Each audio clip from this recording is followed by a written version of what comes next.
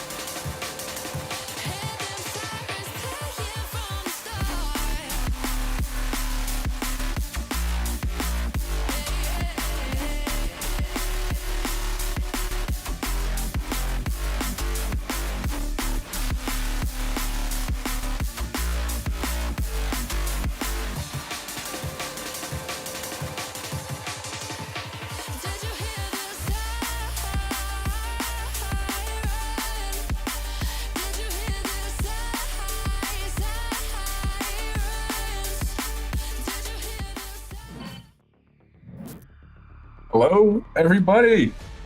This is the week 3 stream for CSA. Our first match is going to be the Philadelphia Phoenix versus the Atlanta Aces in the Premier tier, followed up by Academy, Denver Shred, St. Louis Archers, Novice, San Antonio Stallions, Akron Kings at 9:15, and then to end the night with our wonderful world-class tier, we're going to have the San Diego Sea Lions taking on the Rochester Renegades. 4 beautiful games on the slates, and these are all extremely competitive. We kind of know what teams are now, so I'm excited to get this going. Yeah, for sure. I'm excited to see it, especially I'm gonna brag a little bit. The first match, I really like how the Aces team has been playing recently, specifically in Premier. Watching them the past couple of days, I felt like specifically passing is what I would watch out for. The passing on the Aces Premier team is quite good, which is surprising, at least to me going into it, because the way I imagine these players is they're all very individually capable, but it seems like they're working well as a unit. Yeah, definitely. I said, Prim, these players are right on the grasp. Like I've seen my world class team play. I've seen my Prim team play. They're both amazing, but you really can tell the difference. But a lot of these Prim players are, they're still some of the best mechanics and players you'll see in the world. So it's amazing to watch them. And then I'm really excited about the lower level matchups later. If I'm being honest, between the academy tier specifically, it's the Aces versus the Denver Shred. The Kings. The Kings. Yeah. Wrong one. On me. But yeah, I think that one will be good. Oh yeah, for sure. I mean, might as well go over all of them at this point. What do you expect out of this San Antonio and St. Louis matchup in Novice? Not too familiar with either of their games, but I would like to get familiar today. Well, you're definitely gonna get familiar with the Novice San Antonio Stallions. As of right now, they're looking like probably the best team in all of CSA. I mean, they've been pretty destructive. I think that team's very good. But yeah, along with the St. Louis Archers, Denver Shred and Academy. I got the A's mixed up there, but yeah, the Archers team is 12-1 right now on the season. Denver Shred is 4-0 on their series. So a lot of competitive Rocket League, even at the lower skill levels. But I think regardless, we have 4 amazing matchups tonight. For sure.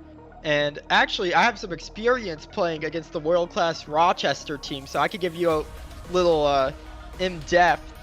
Got to see them last week and had to sub last week. That was something, to say the least. It was interesting for sure. I felt like they were playing a very individual style. They didn't really like to pass very much. They love to go ahead for a bump maybe, or leave the ball, create space, whatever you may call it. Well, I'm a little unsure about the personality of this San Diego world-class team. You have Snaz, right? And you have Snaz and Rhyolite, who are, kind of this duo, right? And then Dribs as their third. I'm just interested to see how that team actually plays out, because I haven't gotten to see it, right? I would expect them to be a more pass-oriented style, but I'd be very interested to see how, they progress throughout the season specifically. Yeah, definitely. I totally get what you mean. Said the Rochester Renegades world class team. I like them. Just like as a team, I don't think they have the best record, if I remember. I think they're like one of like the lower mid-ish end teams, but they're still super solid. And they're one of the teams that show up, which in world class that is an advantage. That is an advantage for sure.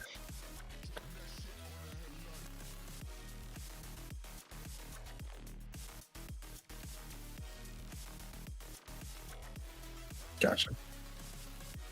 All right. Yeah, it's just interesting to see, but we should. This first match should be coming to fruition in, I don't know, about the next 5 minutes. So let's keep talking about the first match a little bit. Out of Philadelphia's premier team, what do you expect to see? I do see that Jay is currently in this lobby. Jay is not usually a Prim player, but he is a very solid player. He's playing with Leonis and Perry, who are one of the best duos in Prim. Perry being one of the best players in Prim. This team played with Jay earlier in the season, and they won both times. So this isn't interesting. Yeah, so it's not like a negative per se yet. Well, yet. We will throw in a big yet. I think at least planning who they drafted, they planned to play with Rome, right? And then it doesn't happen, which was something coming into the season. I have a little experience with Rome in world class. He was on my world class team for a bit, and sometimes he had some scheduling issues. For instance, I remember a couple times during a series he went to pick up his mother from a train. Very nice, very kind to do, but it almost caused forfeits. It was a whole strange. It's just a strange debacle. He has strange scheduling issues. It's not necessarily consistent, and sometimes he'll be very consistent at showing up, but then sometimes it's like, where is he? So I guess all paths lead to Rome is what I'm saying. Pun was intended. Yeah, Pradeep, he's on the he's getting cut, I believe. So yeah, because we're not showing up and stuff. The other team though, let me pull up their roster real quick. I didn't have this up yet. What a bad guy I am. You know this team though, I'd say. Oh yeah, for sure, for sure. I'd say you probably know a thing or two about this team. Yeah. We played them last week. We didn't play them last week. I forget which week it was, but my team played your team and we lost. I'm pretty sure. Yes, that did happen. Cageinator is amazing. Won world class last season, so I did world class is on a different level this season, but that's the type of level you're getting. You're getting an amazing top of the class championship player in Cageinator. I can't say I know too much about Kylie, but I do know North is insane. So that team just in itself is amazing as well. Speaking of that team, where are they at, Gondra? Currently trying to get them in here. They just finished up their series, is what it appears like. So hopefully they will be here soon. I believe they ended that in a loss. I believe it went to 5, given how long it took, but I could be wrong.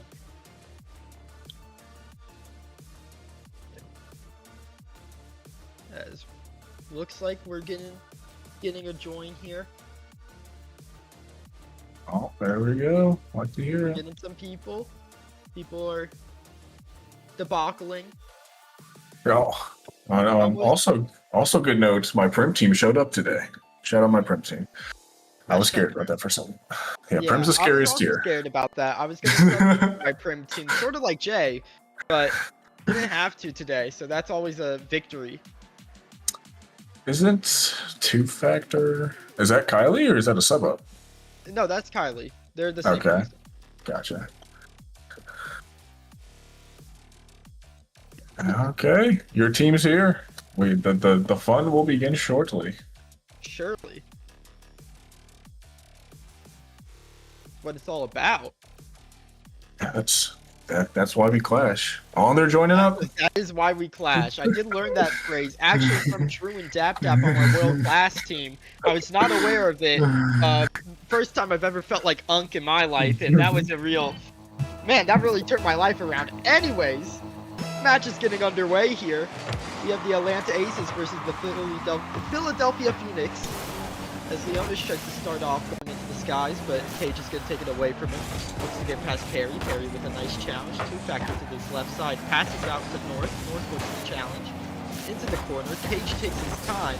Perry, a nice challenge from him. So it's just going to have to be Two Factor who takes time here. And I think specifically out of Leonis, sometimes he'll fall into this trap of where he loves to go high into the sky, but then people will just start free jumping. But he won't fall out, he won't stop going to the sky, so it can sometimes turn into an issue. Do you think we're going to see that today, or do you think we're going to see Prime Leonis? Because I really do think that's the X factor for this series. Yeah, adaptability is the best thing with these longer series, and this could definitely go the distance. I think the longer this goes, the less likely I'd want to be Atlanta here, as Leonis tries to figure things out. You kind of want to get Leonis on his back foot early, but haven't quite seen that yet. A lot of great Rocket League. Like this is great coach tape so far. Each team is doing exactly what they need to be. And North with the ball, double commit type thing. Jay putting it towards the corner. Fast on it, but no real threat yet, really, from either team actually shooting the ball. Yeah. I've just seen a lot of back and forth. Really, nothing too crazy to talk about just yet. Yeah, and something to note is that they did go with their GM subbing up a heroic effort, Jay, as I heard he's had previous experience in doing so. We'll see if he can keep it up as Two Factor tries to patch the Cage, but he gets bumped off that ball. Now Two Factor, nice challenge, allows North into the play. Cage is going to take his time with it, looking, one more. Can't get it past Leonis on low boost, so it's going to be Two Factor once again to this right ball. He looks to follow Leonis. Flip reset available, decides to go low. Perry tries to pass, but a nice bump comes through and a counterattack ensues. Now it's going to have to be Jay, who has a lot of responsibility here. He gets the ball taken away from him though. Perry doesn't make contact with it, but neither does North, so they'll get out of defense and into offense. Yeah, it was a little scary for a second there, but Philadelphia was able to get back. Leonis with the unfortunate touch there, leading to a goal. You are asking if we're going to see peak Leonis today. I'd have to say no after that touch. quite unfortunate. Bounces directly backwards, basically into his own net. So yeah, they caught him. They caught him going a little quicker than he could manage there at that moment, and the Atlanta Aces are able to go up 1-0 about halfway through this game. Yeah, Atlanta getting the lead a little later into the game. Two Factor, he loves to play fast, playing at Mach 10 at all times. And sometimes it leads to unfortunate double commits, but sometimes it leads to capitalization on mistakes like what happened with Leonis. That's going to be Cage to Two Factor. Shot off target. North looks to follow. Can't. Jay with a nice save. Now it's going to be Perry. Has Leonis on the wing. Will he use them? No, just plays it high. So North will have it to the left side. Two Factor, a nice challenge. Cage, 100 boost. Looking one more. Can't get it around Leonis, so it's going to have to be North. A nice challenge allows Cageinator into the play, and into the play he goes, but it's off the bar and out. Two Factor tries to capitalize. Perry has it over the bar. Panic ensues in front of net. Jay has it away, and somehow the Philadelphia Phoenix managed to keep that one out. Yeah, Cageinator trying to get cute there. Did not work at all. He just didn't get the touch he wanted. Philadelphia was able to save it. Shout out to Jay. Jay has not been playing nervous. It looks like he's in these moments. He's playing the right spot. He's being where he needs to be, and it is helping. And the second I compliment him, it's an unfortunate 50, and this does end up in his net. Yeah, a bit of a poor challenge there. It looked like he was trying to get it to Perry, but North had it read the entire way, played the pass, and Jay didn't adapt in time, maybe needing to pop that one to the wall instead. And that's the level we're playing at here. Little mistakes like that, little mistimings can lead to goals on the other end, lead to leads being doubled. So North is going to try to play it down to Two Factor, but Perry will have the way. Cage is low boost here, but goes immediately. No hesitation on his end, just clearing the ball from danger. Now Leonis looks for Jay, but Two Factor's going to be there. And once again, these ideas from the Philadelphia Phoenix are good, but the execution just doesn't feel like it's there right now. Yeah, Two Factor has been flying. You did say that earlier. He likes to do that, and I've noticed multiple times where Two Factor will get in the middle of these Philadelphia Phoenix passing plays, and it just looks like they're trying to give the ball to Two Factor, but Two Factor is just reading the play out and just being in the right spot so often that it makes it really hard for Philadelphia to actually get these passing plays off. And I think one of the biggest differences you can see from, coming up from superstar, coming up from professional into the higher tier, it's just there's a pace difference, right? You're expected to be in the right place at the right time. If you're not, your team's going to have to slow down around you. So the other team's pushing the pace. It becomes much harder to win the game. Not impossible, but much harder. And it kind of feels that way right now. Maybe I'm reading too much into it, but it feels like just having that sub is forcing the Philadelphia Phoenix to play a little bit slower, which in turn is causing them to feel out of position. For instance, that J50 earlier, right? Nobody was back in time because they just weren't expecting the 50 to go that poorly, right? It's going to go off the bar. They can't get one for consolation. It's going to be the Aces taking game one. Yeah, the scoreboard isn't 2-0. Doesn't look like the most dominant score, but man, did it feel like Atlanta was in control this entire time. I don't think there's 5 shots from blue here, but I don't think a single one actually had a real threat behind it. The Aces dominated that game. It really does feel, and Cageinator being who I thought would be the main X factor here, bottom of the leaderboard, just shows you how it just didn't matter. Shout out Jay. He does have the most points on his team. You do want to see more from Leonis here, I will say. You were saying earlier that peak Leonis, we did not give peak Leonis today, but hopefully going into these next matches they adapt and they can help Jay here, and maybe we can take this to 4 or 5, but at the current moment it does look like Aces are in full control of the series, even though it is only game 1. Yeah. Leonis is one of those players where he kind of needs to be enabled, right? He has such great solo playability on the ball, but at the end of the day, if somebody can challenge and then another player can just pick up the slack and there's nobody else on the field to kind of push the pace, push the ball away from those players to capitalize on these Leonis solo plays, then it doesn't really turn into much, right? That's why he's the X factor on a lot of these teams. he is an incredible second or third option, but when you put him into that first option role, it starts to become much easier to shut him down. It feels like that's what he's been forced into here. We'll see if anybody else on the Phoenix can really step up their game, really be a supporting player or even the main factor, as North tries to put that one on target. Jay has it away. He's going to stay on it. Looks for a flick past Cageinator. Who's he feeling like? It doesn't work out. 100 boost, looks in field. Cage is going to have it. Now Perry into the corner, plays it to Leonis. Takes his time with it, looks for it around, but can't get it around Cageinator. As Perry has it downfield, that's a nice set of touches. That's going to allow Jay into the play, who looks to push it around, looks for a bump, unable to get it. So the Aces hold for now, but that's a nice pass. That's a good idea back to Leonis, but the execution just wasn't there. The touch from Jay needed to just be a little bit better. If it was, Leonis could have had a shot. But still, the Phoenix look a lot better. But as I say that, Cageinator on the other end scores an absolute banger. Yeah, what a great double here from Cage. Low boost. If he had any less boost, he's not really getting there. Amazing shot. And I'm noticing the Aces are kind of giving Jay the Russell Westbrook treatment, if you will. Please shoot Jay. It's kind of what they're telling him. It is successful for the Aces defense if Jay is on the ball. And it's definitely hurts your team when you can just single out a player like that. Shot opportunity by Perry, not able to get it. It is going back to Jay, as I was saying earlier. They want Jay on the ball as much as possible if you're orange, and it's been working for him this series. Great touch by North. Jay is able to get that away though. Perry trying to carry this across, not able to get anything else here. Cage put it in the corner. Tries to get over to Jay, being a good rock. Perry putting it upfield. Jay shoots, and that's off. Followed up by Leonis. You know, second I say they're targeting Jay, he gets a great pass here. Whether it was on purpose, we don't know, but we won't say anything. It ended up being a great pass, so great play there by the Phoenix to finally get on the board this series. Yeah, and I really like the idea there from the Phoenix, right? Some passes were working earlier, it's just the execution. You don't change the game plan, you keep passing, you look in field, and it finally pans out into a goal, right? And you just need to find each other. Becoming bigger than the sum of your parts is going to be how you win this series, right? And I would like to also say about the Russell Westbrook treatment. Russell Westbrook, during the last season on the Denver Nuggets, actually averaged 43% from 3 in the corner. Would like to say that he was beyond league average. All right, there's some disrespect going around, and I don't exactly appreciate fake narratives. All right. As anyways, Cage is gonna try to keep it against the wall.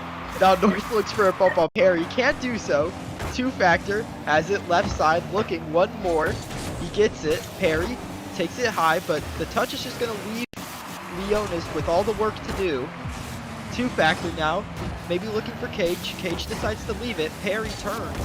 North tries to bang it outwards, but right now the Phoenix are suffocating the Aces in their own half. They need to find a way out. They need the outlet passes. Two factor tries to keep it in the corner. Perry has it away. Jay shot is off. Cage, good 50, just in front of net. Now it's going to be Perry. He can't make the contact, so it allows the Aces a little bit of breathing room, some wiggle room to get out. Jay can't follow that. North will, but Perry with a huge dunk. Two factor is going to take his time. Nice 50, just leads back to North. And once again, the Aces are kind of stuck on defense for the majority of this game. Yeah, that's the Phoenix have been putting it on them so far, giving them a little bit more help than they did last series. 50 up mid, Jay putting it across, space devoured by North there. Leonis having to put it towards wall. Two factor collecting this, gets a 50. Perry tries to go for quite a ridiculous 50, not able to get it. Follows up, Cageinator up with it as well. Put into the corner. Perry's going to try to get a touch. It's not able to. Leonis on backboard. Gets it past one, but gets bumped. Able to get back to it. A little bit of friendly fire here from Two Factor and Cageinator, but able to deny him anyway. Perry's putting this high. Cageinator misses. Jay, weak shot. Leonis not going to turn on that one. Puts it back towards mid. Two Factor up already. Two Factor's speed has definitely caused the most troubles, I'd say, for the Philadelphia Phoenix than anything else this series. able to just always be on that ball as soon as possible, shutting down all plans. Jay with a chance here, putting it up, goes for the reset, doesn't get the best one. Oh, what a save by 2Factor, able to get that out. And then Jay able to sneak one in the bottom right there. Great pressure here. 2Factor having to make an amazing save, and just no one else is back. I heard a demo noise. I don't know who it was, but yeah. North. It opened up the space on the goal line there, allows Jay to get that one to roll in. If not, North probably covers that there, so a nice demo play to give them the lead late. Jay puts it high around Perry as well though. Still they work together in tandem, and 2Factor can't reach that, and the Phoenix take a 2-goal lead. Yeah, that is, Perry's insane. I did say earlier, I think he's definitely in the argument for best player in the tier. Amazing shot by him, putting 2Factor in such an uncomfortable spot. That makes that save so hard to make. And Philadelphia Phoenix look like they win this game. So Jay is playing great when he needs to be. Because second, I say they're picking on him. He starts picking back.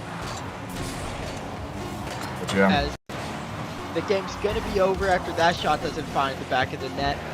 So it's gonna be a tied series here, 1-1. The Aces, you know, they got a goal, but it didn't feel like that goal was very replicatable. It was just a counterattack where Leonis happened to miss a backward read and Cajun punished with a double of his own. But other than that, it felt like, I mean, Jay was phenomenal this game. His challenges were great. His shooting, while sometimes the shots were off, it was actually a good thing for the most part. Yeah. It caused the Aces to panic on defense, able to capitalize when he needs to. And Perry as well, he looked much more mechanical this game, a lot more fluid. Overall, the Phoenix just looked like a better unit. Yeah, I agree. No, I didn't feel like I was really saying Cage or North's name too much. I did see 2Factor quite a lot. He's lowest on the board here, but I do think he caused a lot of havoc that game regardless. And I mean, so just the well-oiled machine, the Philadelphia Phoenix, it's just being in and out and all that. See, the pressure was just so much more. I mean, they got 5 more shots. Let's say, you know, they're juggling each other's play styles a lot better right now. Leonis able to do some more, and that's really what you needed. I think if Leonis had 286 points last game, this could also been the outcome. Just the more you're getting from Leonis here, definitely the better if you're the Philadelphia Phoenix. So it's going to be the Aces here, looking for a solution, as they were sent back to the drawing board. What they did in the previous game, which was just play, you know, some solid Rocket League, win some challenges, you know, just capitalize on the mistakes, are not going to work. It seems to not be working. It looks like they're going to have to start creating some mistakes. North wins out of 50, a bit aggressive off of the kickoff. Perry immediately getting that demo. That demo is actually huge. That was on the only player who received 100 boosts. Just as I say that, Cajunator off the post and a bump. North finds the back of the net.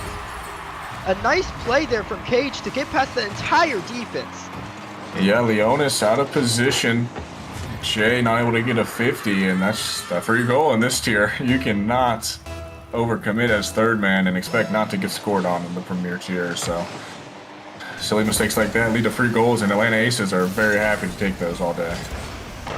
As they're looking for a kickoff here, doesn't work out well, so Perry gets to turn on it. Who's going to be first to challenge? Jay just looks to cause havoc upfield, but 2Factor had it covered, and none of his teammates could challenge with him, that being Jay, so it's going to end up as the Aces fall. Cage takes time with it, just trying to force the 50, trying to stall a little bit of time as their passing play didn't work out the way they wanted it to. 2Factor does make contact with that one, maybe intentional, maybe not. Hard to know. Jay, 100 boost, gets demoed though, and that's just going to be a 1v1. Cage loves 1v1s, but he can't get around Leonis. Also, Leonis going to take some time, wins out of 50. A nice play there to get out of defense momentarily. Cajunator tries to stick on it. Big 50 at midfield, and it's going to end up as the Phoenix's ball. A nice touch from Jay to stop the counter attack immediately. 2Factor looks for North in the wing, but it doesn't work out, so it's just going to have to be Cage once again. That touch a little awkward. He doesn't seem to know what the Phoenix are planning, so he just ends up getting a tap on the ball. 2Factor now, right corner, looks to follow, and the Phoenix look uncomfortable, but so do the Aces. It feels like this is game one where the teams would be feeling each other out right now. That is an amazing way to put it. It does really seem like that. And then just be an equivalent in their minds. I mean, both teams have won a game. It is basically 0-0. So both teams are still kind of seeing what can work and what can't. Leonis tries to go for a pass, denied. Perry putting this high backboard. KJ sending it back. Leonis third man. Sends it right on back, and we're playing some good old ping pong. Perry tries to hit something ridiculous there. Not quite able to. Jay comes in. Tries to put it high, a little too slow though, and Atlanta is able to pick this back. And then once again, this ball's back and forth on this Atlanta Aces backboard. But Philadelphia has not had any real answers to score. Just kind of throwing on backboard and praying. Need maybe a little bit more patience here from the Phoenix. And what a save by Leonis. Save, and another huge save, and another touch. Wow, that was a phenomenal play on defense to keep that one out. It felt like for sure it was going to be a goal after it trickled out in front, but a huge save, huge plays right there.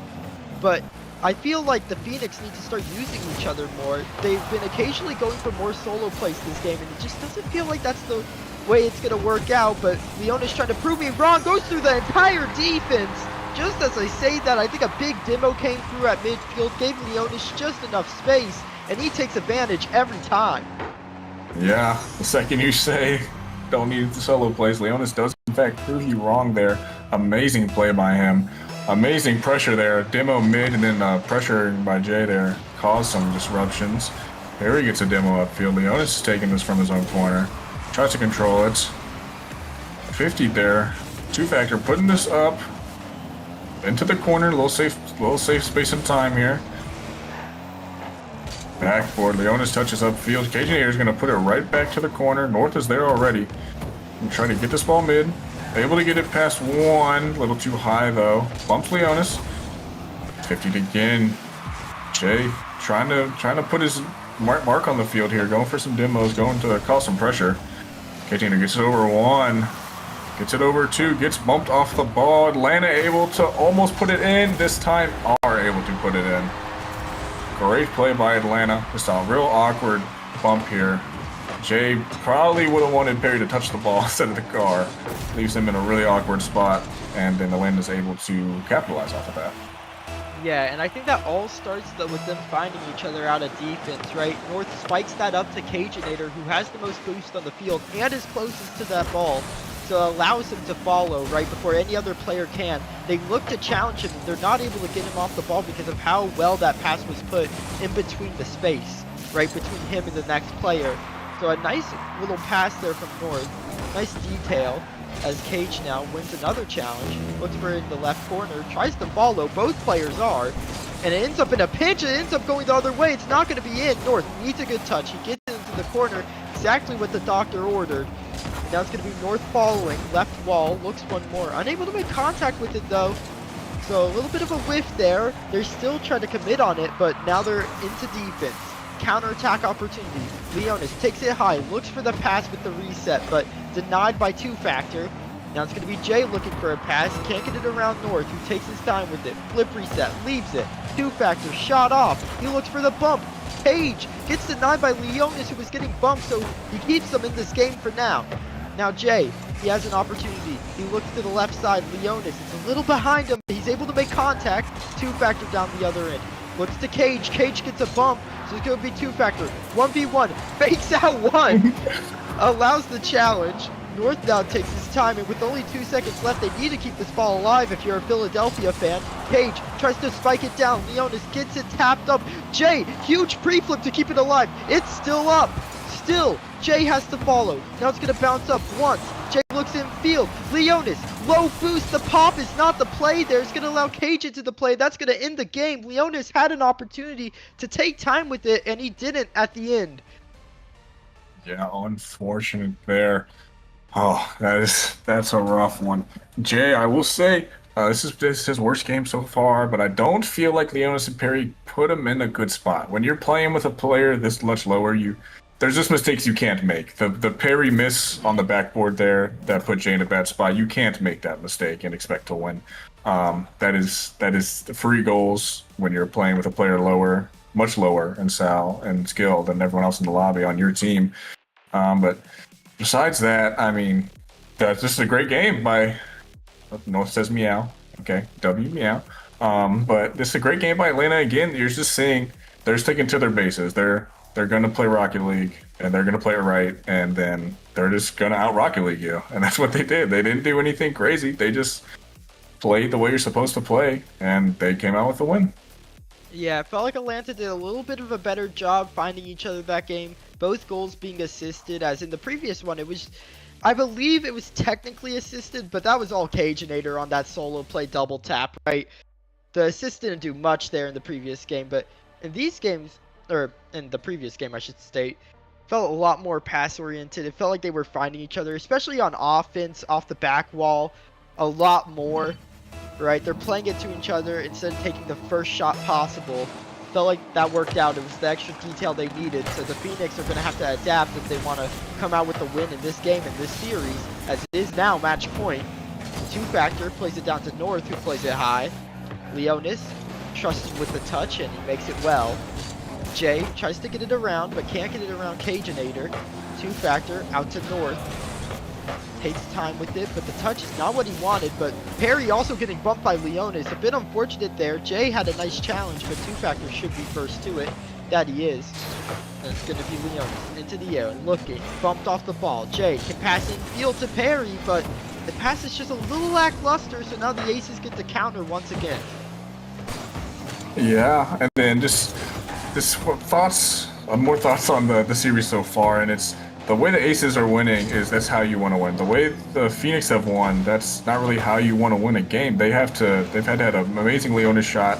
I say amazing Leonis shot, and there's a not exactly amazing, but you know, this is a mistake you can't make here. North just messes up here. They're not able to score, but for the most part, Philly's been their success plan has just been out peaking you, and Atlanta's has been just playing solidly. And the one time I'm about to say that, of course, North makes like the only mistake I've really seen them make the entire series, and they're able to capitalize off of it.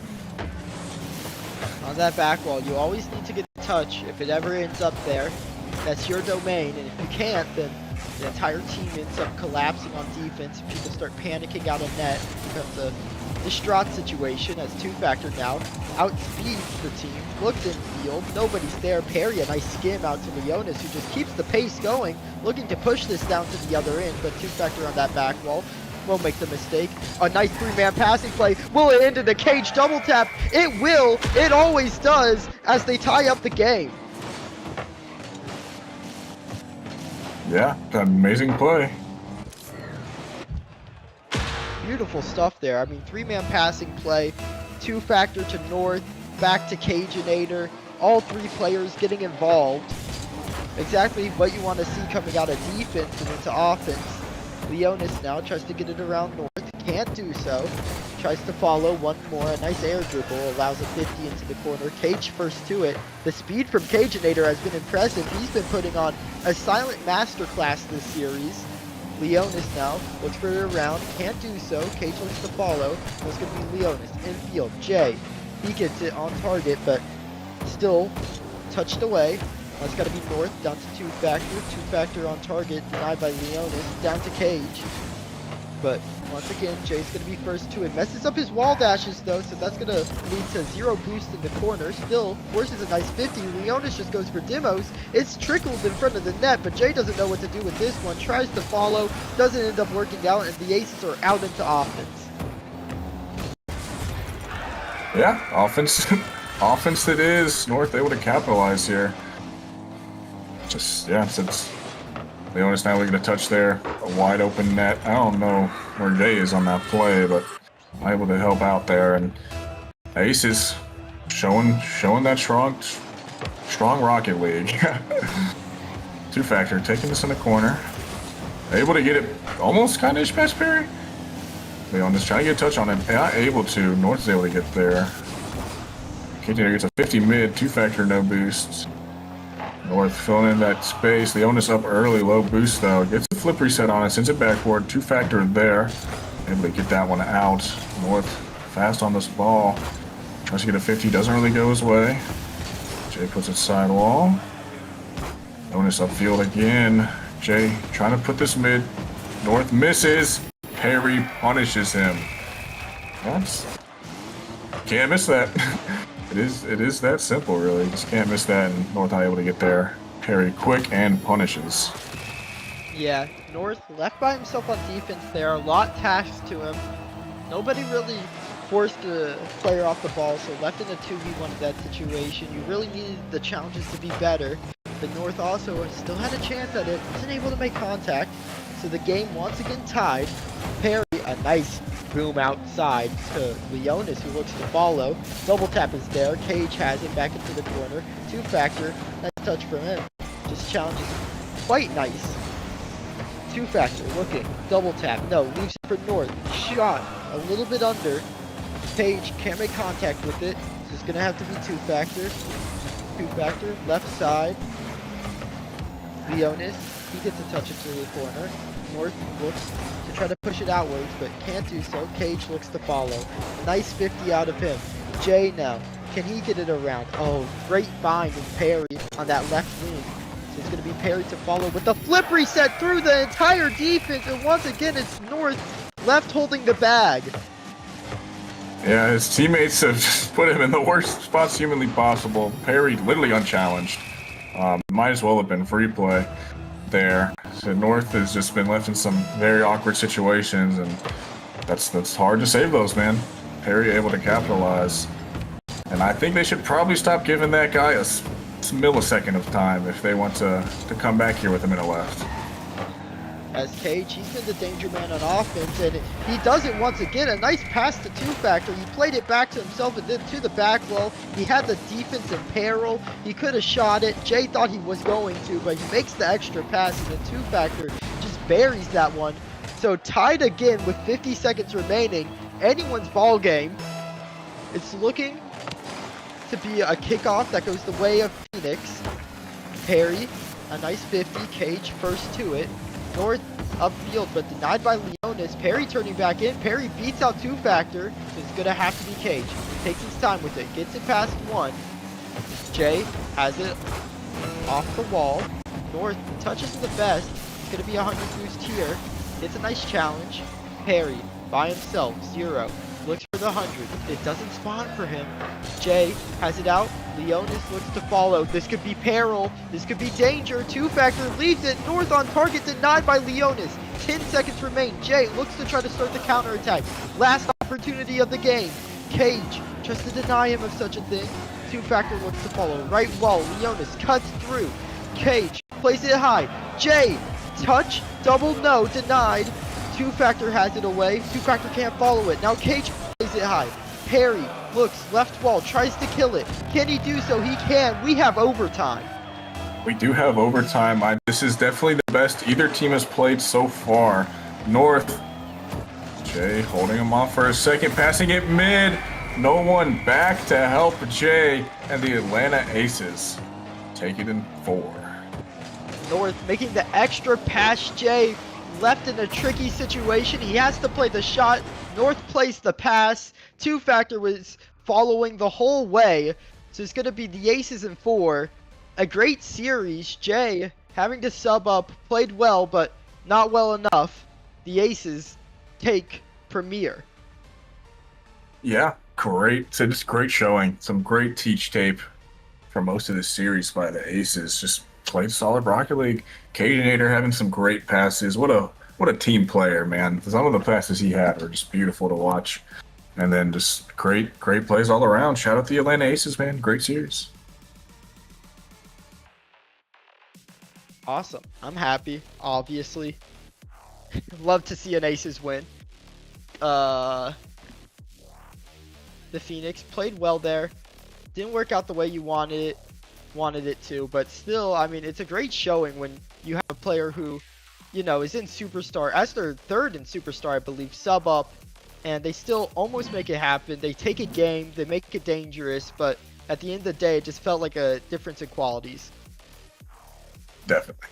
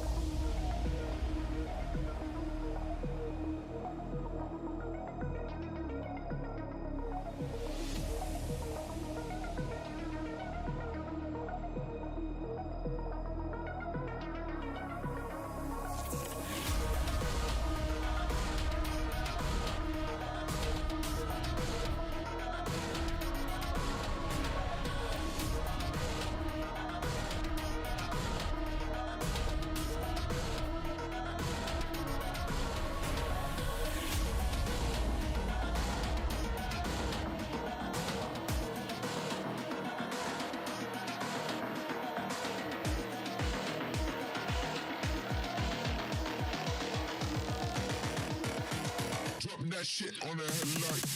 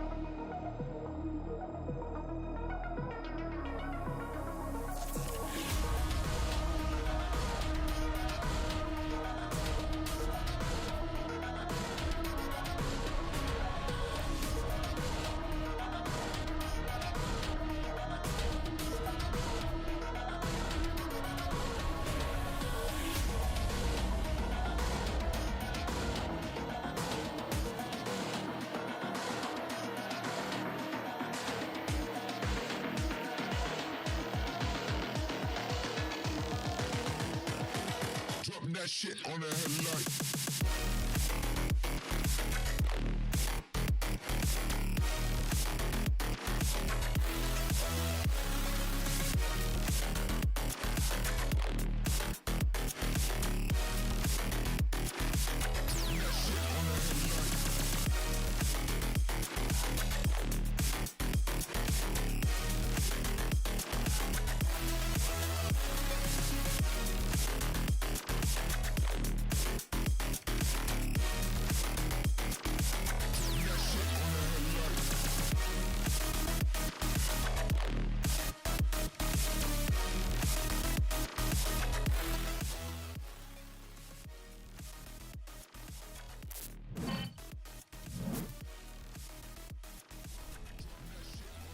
Minutes, but we are back with our next matchup being Academy Denver Shred versus St. Louis Archers, who in breaking news, St. Louis Archers just lost their first series.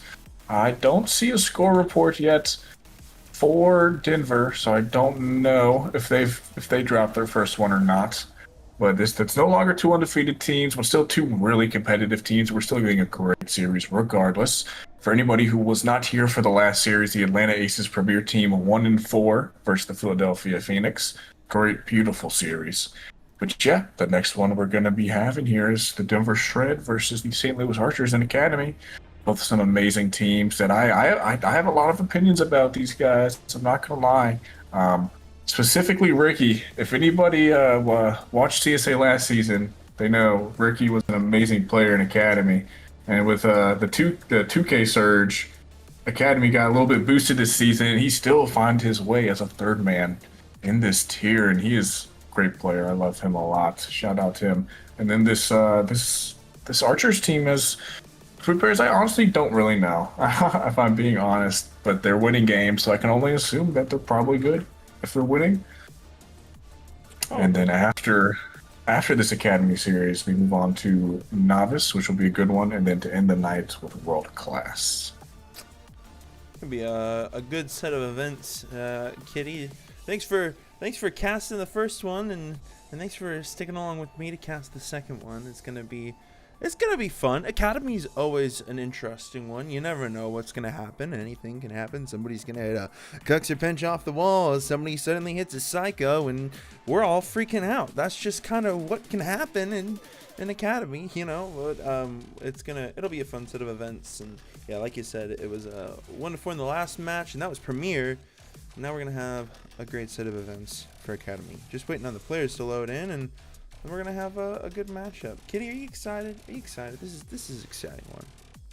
I am excited. I think this will be great. My favorite part about going straight from Prim to Academy is the level of play we're going to see.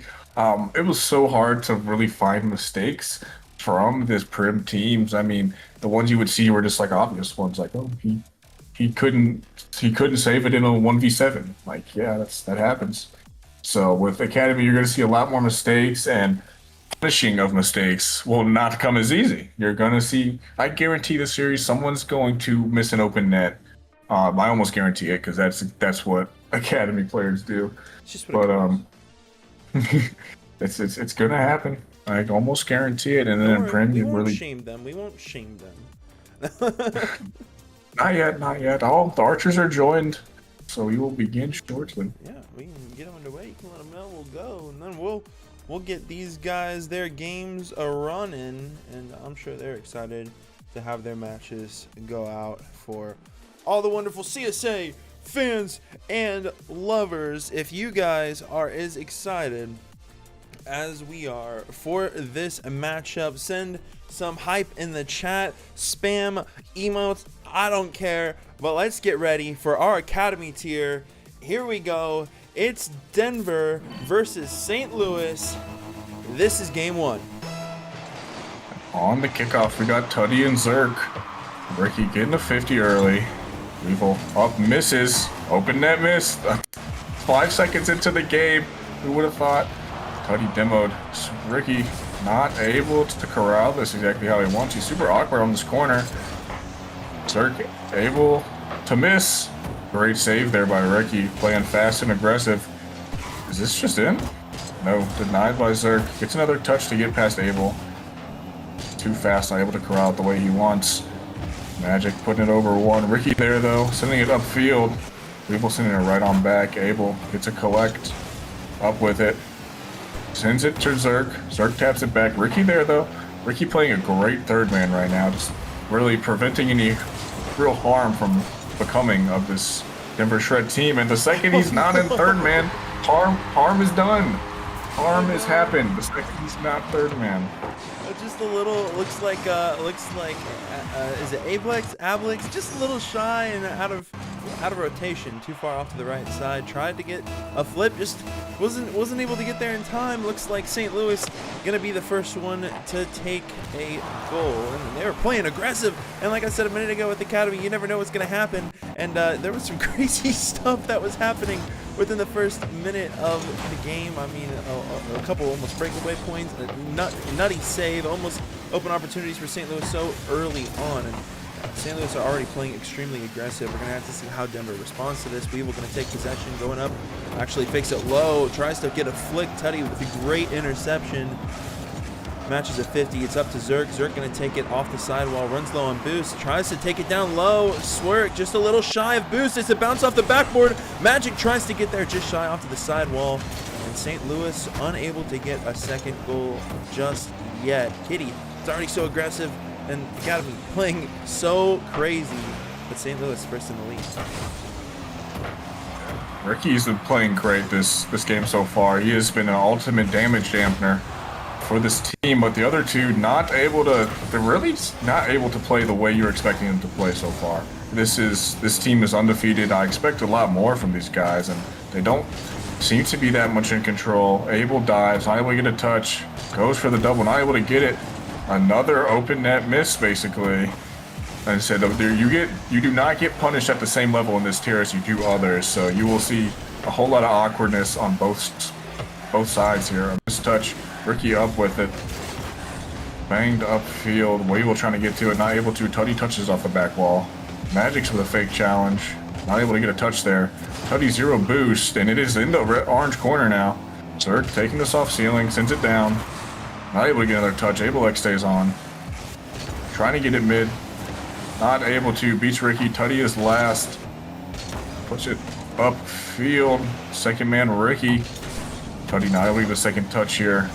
Kind of killing the play. Ricky able to get to 50 and towards the nets. Weevil is there.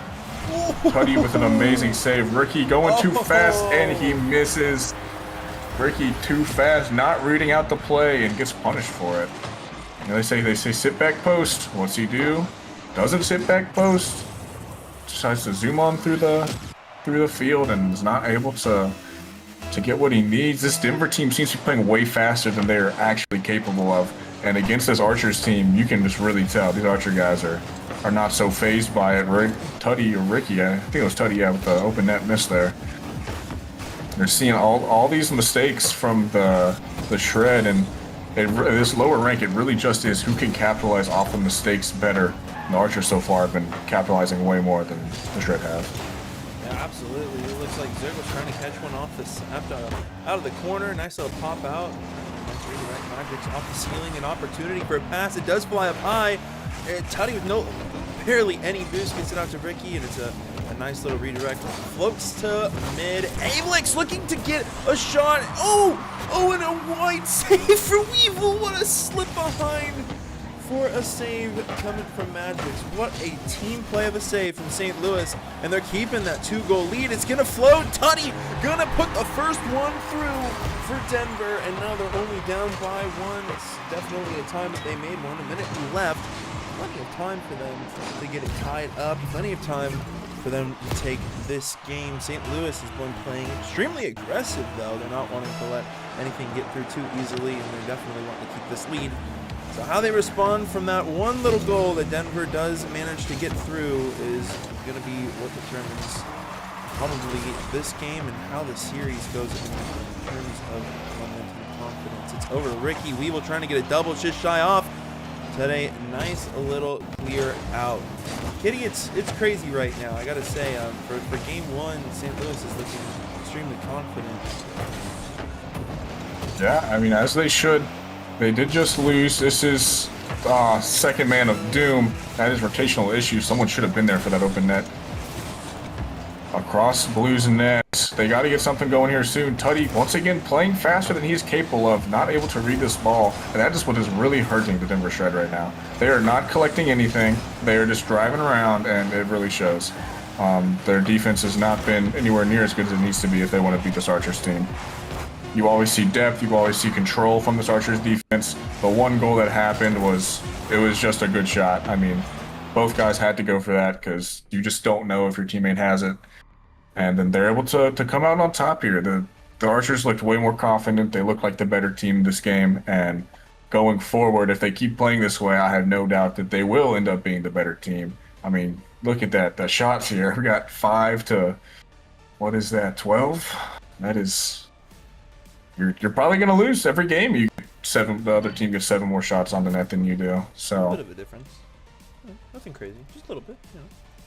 It's a tiny little difference. But yeah, I mean, shout out Zerk. I want to say Zerk, he had the least amount of points, but watching him play, he looked the most confident, the most controlled out of anybody on that team. Played amazing that series. And, you know, I do know the Shred team that if they get going fast, they can do good, but as that game, they need to slow down and get their feet under them before they start trying to go for these crazy fast touches and shots. Because as of right now, I don't think they're able to. I would say Denver did manage to get 1 goal, and I felt like it shut down a lot of the momentum that St. Louis originally had picked up, but they weren't able to get that last goal they needed a minute in. And we got to see if they're going to have a better response here in this game, especially since they really probably should get this game, get themselves back on a level playing field so they're not scrambling in game 3 for a victory. We'll just definitely have to see how Denver responds. St. Louis sitting comfortable, though, with game 1, and how they decide to continue forward. If they're wanting to run away with the 3-0 sweep is going to happen. What a shot from Ricky, and what a save from Weevil. Already some pretty nutty stuff. Yeah, quick. That is what this Shred team wants to be. And that is what this Orange team is really good at stopping. They stop those bangs. Great fake by Magix. Doesn't get the flick he wants. Gets a demo. And then able to capitalize is Zerk in the right spot. And boom. Gets great fake there by Magix. Weevil shuts out Abel. Gets the demo on the other guy.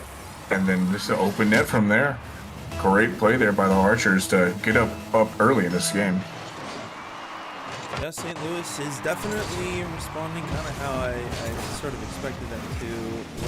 With the game 1 victory, you're going to come out confident. You're going to come out working together like you already did. You're not going to change anything. Don't change nothing that's broken.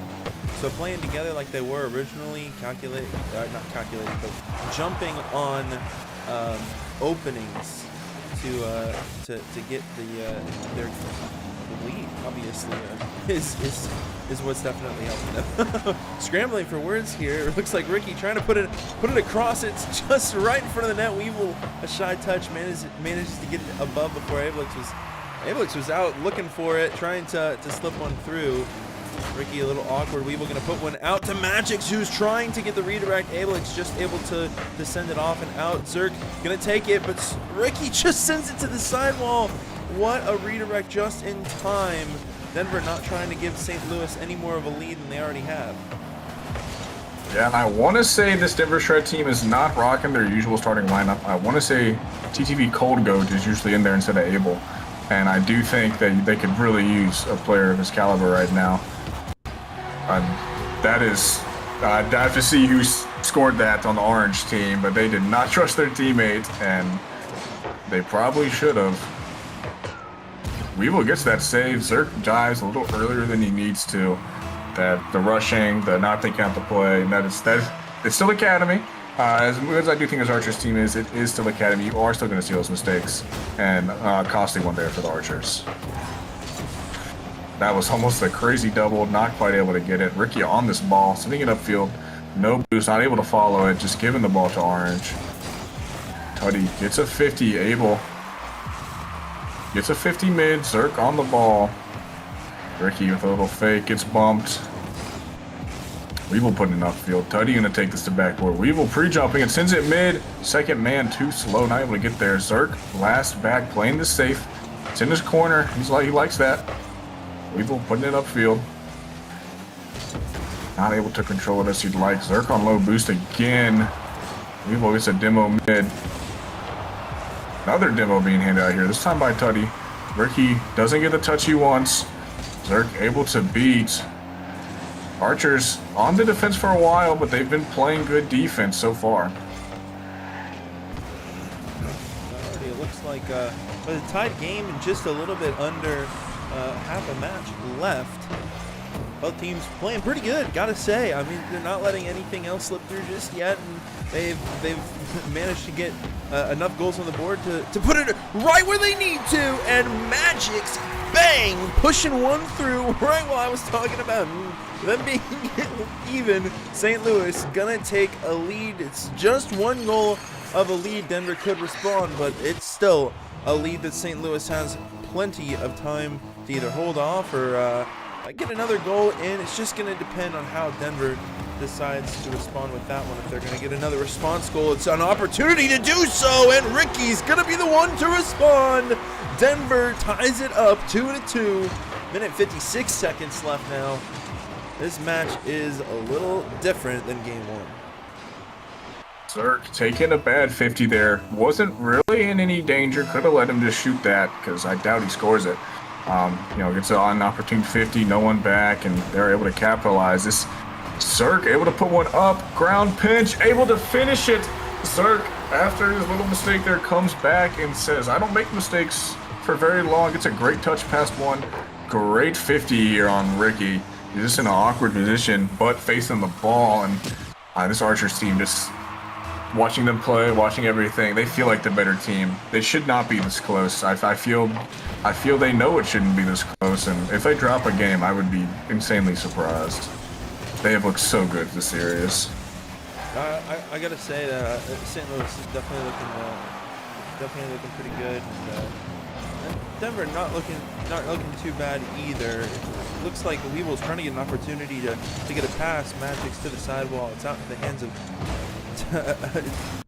Tutty, whose name is absolutely jacked up the overlay. I don't know how, but it's done it. I'll have to figure that one out. That's a first. Looks like Tutty trying to get a good 50. Does get it, managed to get over one. Starts to take possession, a flick, and it's going to be just out. Oh, wow, it was just out in front of Weevil, who just sends it into the nose of Ricky, pinches it right on through. Ricky gonna get the goal for Denver that they needed to tie it right up. It's still such a neck and neck close game here in game 2, and Denver's definitely fighting for a victory on this one. They're trying to get that game on the series score because they cannot risk being a dangerous ground in game 3. Yeah, the Shredder punishing right now, and it's these silly mistakes. We got double commits. We're going for a big boost from the Archers. If they just lock in, this game is not this close, but they're just making these silly mistakes, and the Shredder playing fast and hard, and that's one part of their playstyle. If you're going to play fast, you're going to more than likely punish more mistakes than others because you're going fast, you're on the ball quicker, and that's what they've been able to do so far. Tutty trying to get over one, not quite able to. Abel, bad touch on the side. Tutty sending it back to Ricky. Ricky's going to take this in the corner. Oh, looks for the boost, sends it down. Free ball in the middle, Abel touches it up. Magic's putting it right on back. 50 by Ricky. Zerk is here, touches it upfield. Blue kind of in their corner, not where they want to be, kind of mid. Magic's able to sneak it in with 4 seconds left, and the Blue all in the same corner. None of them actually touching the ball, and that is, someone has to go there if you're Blue. Nobody does, and they get punished for it. What a goal. St. Louis gonna take the lead here. 4 seconds left in game number 2. Denver really needed this one, and it doesn't look like they're going to have an opportunity to have much of a response to do so. Unless they get to, Ricky gets a flick, it's still up, and Abelix gets it, but it's just shy. Weevil, just an awkward redirect. It's going to go down. Man, we were pinching for it, but unfortunately it just didn't happen. St. Louis going to take game number 2. Denver, they were not wanting to let that one go so easy, though. Denver able to put on a lot more shots here, and there's a lot more saves coming from Orange. They're playing fast, but it does feel like a lot of those opportunities were just silly mistakes made by Orange that we didn't see in the first game. Denver Shred showing that they still belong in this series, but St. Louis trying to shut them out in 3 and say that they're still a step ahead. We'll see what happens here in this game 3, but my money is still on the Archers. Yeah, the Archers are still playing pretty comfortable. I mean, to take this game, even though it was a close one, they still took it pretty well. But I gotta say, Denver, they were trying and working for a good response. It just wasn't enough to grab a victory in this one. They're definitely going to be pushing for a victory here, though. Like I said, they're on dangerous waters here, on the edge of a cliff, tilting to possibly lose 3-0 to St. Louis, especially for how well St. Louis is playing. We'll just have to see how well Denver does respond here in game number 3. Let's get it underway. Let's do it. Let's get it. Kickoff between Abel and Weevil. Abel sending it to the side. Abel bumping his teammate. Abel sending it mid to Ricky. Ricky taking it. In all honesty, like if they were in a coaching session, their coach would be yelling at them and surprised that they scored because they just like double committed twice and it worked. So unfortunate there for Orange, but that's Shred's playing monkey ball. They're going fast and it's punishing. It's a way to punish the Archers team. Zerk trying to get an opportunity to set one up. It does fly out after a nice little pinch possible opportunity. Ricky, it does fly for Ricky, but man, it's moving quick enough. I will have to say that it's back and forth fast enough that it doesn't feel like I'm watching Academy right now. They're playing extremely well, both teams. Ablex to the corner, still continues to take possession, tries to get it over Zerk. Zerk gets there. Weevil takes out Ricky, yeah, and Kitty, this game's just a little crazy right now. Denver is now in the lead. St. Louis, they're scrambling, trying to get an opportunity. Denver has some control early on here. Yeah, it appears so. This Archers team just needs to slow down their mental, and yeah, off of the almost slot. Great shot by Zerk, saved by Ricky, and then Tutty playing too fast. You'll see that so much in this lower tier of guys. They're not reading the play. They're just driving with a car with zero intent, and they get punished for it there again. Upfield to Ricky. Ricky, bad touch. Second man, nowhere to be found. Not in this, on the realm of anywhere. Weevil trying to put it mid. No second man again. Zerk up on the ball, trying to put it mid over Tuddy. Can't quite get there. Magic's putting it upfield. Weevil there, trying to put it backboard. Denied by Abel quick. Abel touches it backwards. Tuddy puts it past one. Magic's able to put this towards the net. Abel gets a touch on it. It's slow and weird, and then Magic is able to capitalize. I've noticed, look, 3 people in the same corner, double committing. Awkward. And Archer's able to capitalize. Yeah, no, that's the response though. St. Louis, they get their second goal, and that's the lead that they need. If they can hold it off for 3 minutes and 22, that's the series for them. It's just all about if Denver can actually get a game under their belt yet. It's off to the side wall. Avelix does get another pop out to Tuddy, who's trying to reach out to Ricky. Ricky with no boost, had to rotate back. Weevil, quick response, tried to put one on the net. Good response from Ricky. Creeping its way back upfield. Tuddy was trying to maybe get a pop out for a possibility for a pass. Just goes out mid. Side wall to Zerk. It's to the control of St. Louis again. Zerk tried to get a nasty, musty flick. It's just a little shy. An awkward pinch. Could have went right in. Denver is fighting to get something in the net on St. Louis. And St. Louis is not making it easy. They're not giving them a lot of room to breathe. Yeah, for sure. And that's exactly what they need to do to beat the Shred team. Don't give them space. That's where the Shred will beat them, in space, and suffocating that space, making them play slow. If you noticed, almost every goal the Archers have scored, the Shred team has had to think and play slow, and they're not good at that. In all honesty, they have not been good at this whole series. So that is the way to punish them, and they've been able to do so far. Abel putting this on backboard. Magic's trying to go up for it. Tuddy beats him to it. Second man not going from Shred. It was a perfect opportunity to capitalize, and they were not able to. Still 2 minutes left in this game. Plenty of time for both teams to get some answers going, but not quite able to yet. Magic trying to put this top corner, not able to. Playing fast.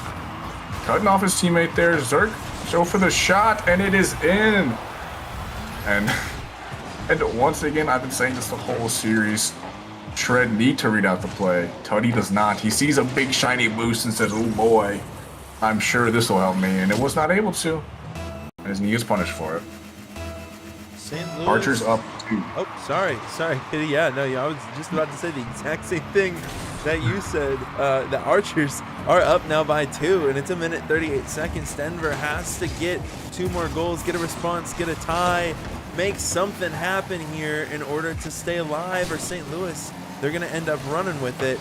Weevil trying to get an opportunity as Tuddy takes it over the head. It's out to Ricky. Ricky maybe an opportunity for a pass. And Zerk, a nice save. St. Louis saying, nuh-uh, not making it that easy or letting it be that easy for you tonight. They're putting on the heat. It's a pass out to Magix, and Magix gonna sneak another one through. St. Louis taking their 3-goal lead. It's 4-1. 1 minute left in Denver. They have a lot to work for if they want to have an opportunity to continue in this match. Yeah, I mean, it's not going to say it's impossible, but it is looking very, very hard for them to come back in this. But this is one of those games. This is going into the week the #1 team in Academy, and probably going to be the #2 at worst going into next week. So don't feel bad at this loss. Use this as teach tape. Use this to see what you got beat on. Listen to this VOD. Coach Kitty Mau getting you coached up here, Denver. You're going too fast. And Archer and the Archers are going to capitalize on that one almost every time. Ricky taking this up the wall, trying to get something going mid. Puts it to Abel. Great save by Zerk. And that's just another thing. The Shred team, their shots are there. But this Archer's defense, amazing. I have to say they're pretty confident right now. And with 20 seconds left, unfortunately, Denver, I just do not believe you are going to have enough time to respond. As the clock continues to tick down with no response time left, St. Louis going to take the series tonight in your academy tier in match day 6 of week 3, 3-0. And like you said, after a loss, Kitty, pretty good that they came out and had that good response. Congratulations. Good job, guys. St. Louis Archers, they take the series. Losing 4 and then winning 3. That's still a solid week, man. I mean, played some hard teams, played 2 of the better teams, showed up and showed out against these Denver Shred with not their full roster. I'm still pretty sure it's not their full roster, but I can't guarantee that. But great game here from this Archers team. They look competitive, and I don't know if they have a coach or not, but if they get one, I think they just a little bit of rotations and a little bit of defense, and this team is looking dangerous, man. This team's looking like a novice team almost. But yeah, shout out to Archers, man. Great series. Shout out to Shred for showing up and staying in these games for the most part. Yeah, absolutely. Now we still have a lot left. Now we are going to have probably a little bit more of a break than I was thinking we would, just because of the fact of how fast this match went. Our next matchup is still not for another 15 minutes, so don't go anywhere. If you love Rocket League, if you're enjoying these matches, we still have 2 more tiers, a little bit higher than the next one. Next tier is going to be Academy, and if you also want to see more of wrong Stinger, I don't know why that one played. If you want to see much more of the streams tonight, stick around. We have Novice coming up 9:15 p.m. EST, and then World Class 10 p.m. You're gonna have to put up with Kitty and I for the next one, because we're gonna stick around and scream some more Rocket League at you. So, of course, if you want to see more and you're having a good time, don't go anywhere. We will be right back.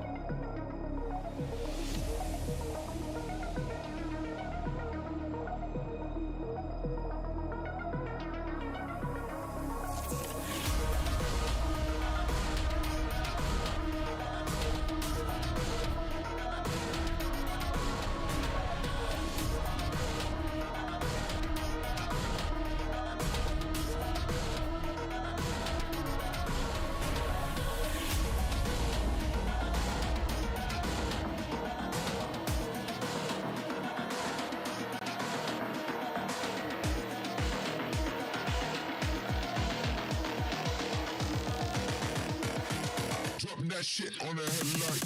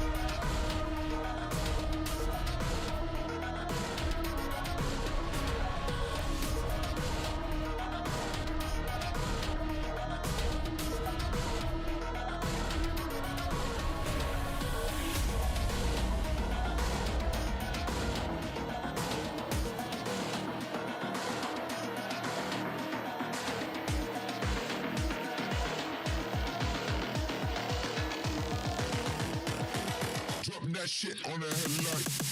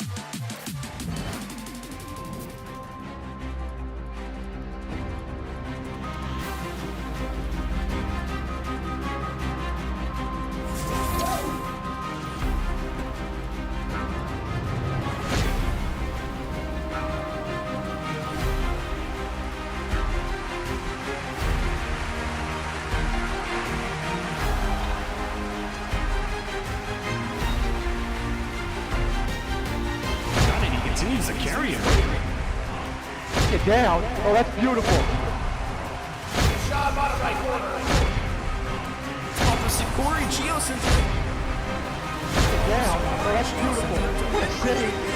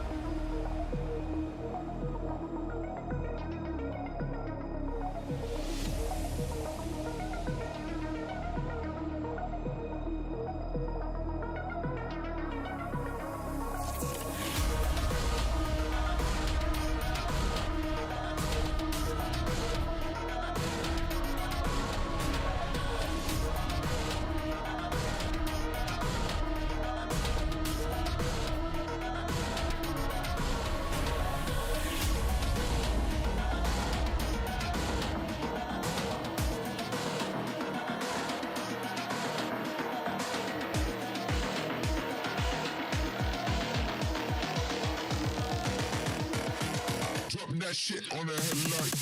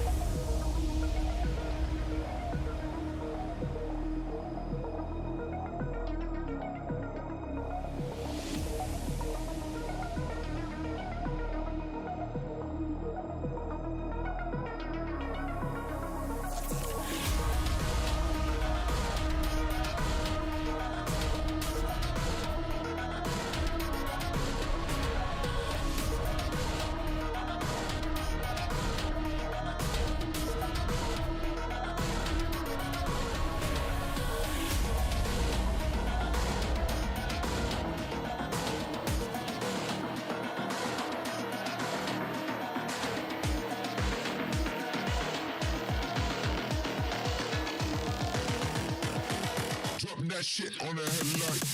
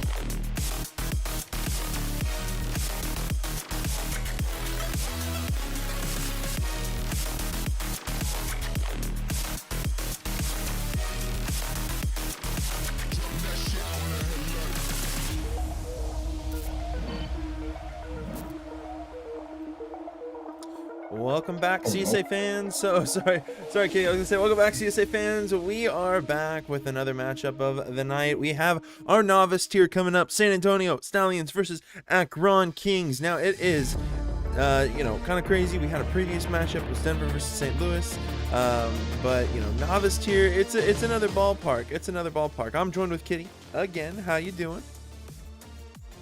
It's been a while, been 10 minutes. All right. I see you. No, we're just kind of waiting for the last players to load in. Last game was Denver 0-3 to St. Louis. Pretty crazy set of events that occurred. This is our game 3 that happened there. I will say St. Louis did not let up any aggression or let anybody get through. There was a lot of pressure that happened in that game, Kitty. It's true. There was. Let's see here now. Sorry. Go ahead, Kitty. Now, this game now, I think this one will probably be the best series of the night. This novice Stallions team, Hude, Hive, Scolaire, and then the Kings team here, Carl's Nuts, Jackawano, and Alons. These are two amazing teams, with Scolaire and Carl's Nuts probably being like arguably the top 2 players in novice. These guys are both great players, and these are both some of the best teams in novice. So seeing these guys duke it out is going to be amazing to watch. And yeah, definitely, I think whoever comes out on top of this definitely has a good firm grasp on that 1 seed for a little bit. Oh yeah. So definitely gonna be a good. So, somebody chat said to stream Chicago right now for novice chess. Unfortunately, we already had San Antonio and Akron pre-scheduled to be on stream tonight, or else we, sometimes we do switch some things up. So unfortunately, tonight, if you did want Chicago, go check out AK stream. He's live right now. Go check him out. AK__M over on Twitch. He's streaming the Chicago match. If not, you want to stick around and watch San Antonio versus Akron. Be here. Be squared. We're just waiting for, I believe, the San Antonio team to load in. Once they load in, we will be good to rock and roll. It's gonna be fun. Kitty, I'm excited. I gotta say, it's gonna be good, since the last match was Academy. This one's just a step up, so there's gonna be some more crazy stuff happening. It's gonna be fun. Most definitely. I agree with you. They were kind of in that awkward stage waiting for their team to get here, but once they do, it'll be real fun. Oh, and they're here. Loading in. I think that's something. Got our last few players showing up. All right, it's gonna be a good match. That's all I gotta say. They're gonna duke it out.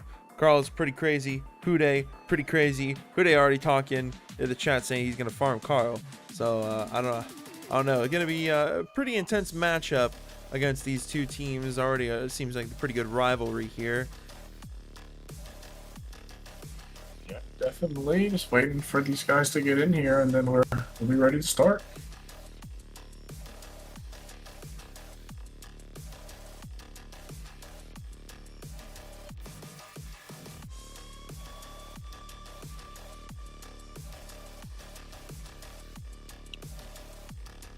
I believe we got everybody. Yeah, all players are here.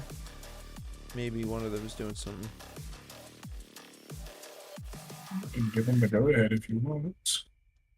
Yeah, you can go ahead and give them the go-ahead.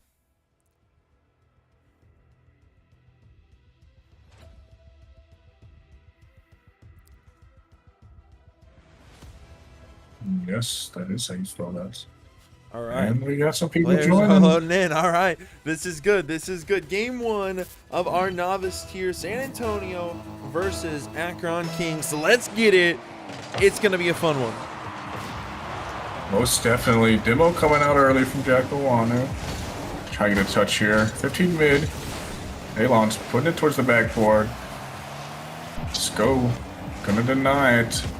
Carl's not taking control of this ball. Picking it over Hude. Bumping one. Alon shot. Miss. Saved by Skoy. I believe user is Hive. Okay. Missing it. Jackowano putting it towards the net. Skoy putting it up field for Hive. Hive putting it towards the net. Saved by Alon's. Skoy missing the touch here. Alon's going to touch it. Carl's not going to try to put it in. Put it to the backboard for Jackowano. Saved by Skoy. Racking up them saves real early. Alon's low on boost. We're able to catch this. Right. Far bounce. Wasn't ready for it. Jack sending it towards their half. Misses the ball there. Skoy up with it. Trying to get a 50 on Carl. Does. Sends it flying. Whole lot of back and forth here. Teams are filling each other out. They're playing safer. And yeah. It's going back and forth. Skoy had a Gorilla Glue on his nose for a second. I do believe you're right. I think user is Hive. I don't know what Rocket League is thinking tonight with the player name, so we'll get that correct. We'll let you know who that is. Skoy is looking for an opportunity. Does get another touch. Maybe a second touch out. It's out to Hude. Hude to the backboard. It just misses off just a little bit. Nobody else from San Antonio decided to follow that up, and it floats back to the midfield. Skoy fakes the angle. It does reach Hude, who's just shut down by I believe that's Alon's. I don't know if I did that right. I got his name right, but I have to say Akron and San Antonio, this is a rivalry, a bit of a matchup. You could say Hude already was talking crap to Carl's nuts in the chat. they're already playing pretty aggressive. And with almost half the match down, there was almost an opportunity for Skoy to get there. Nice save from Jack. And both teams playing pretty well right now. Oh! And just now, Skoy gonna slip one through, and San Antonio is gonna take an early lead. First goal. yeah, Carl's nuts in a super awkward spot. Keeps cheating up. He's drifting forwards and gets punished for it. Not able to be in the net to save that ball where he wants to be. And great play there by the Stallions. The Stallions team, I've noticed that they do love to go for these fakes. I've seen quite a few of them. They might think they're the Falcons. They might be the Falcons so far. They're playing pretty solid. Carl going for a demo. Gets it past one. Great bump. Jack not able to get that second touch on it. Alon's trying to keep it in play. Pops it up. Carl's not too fast. Hudoi with a wide open net. And he just decides to do nothing with it. All right. Looks like Definitely want that one back.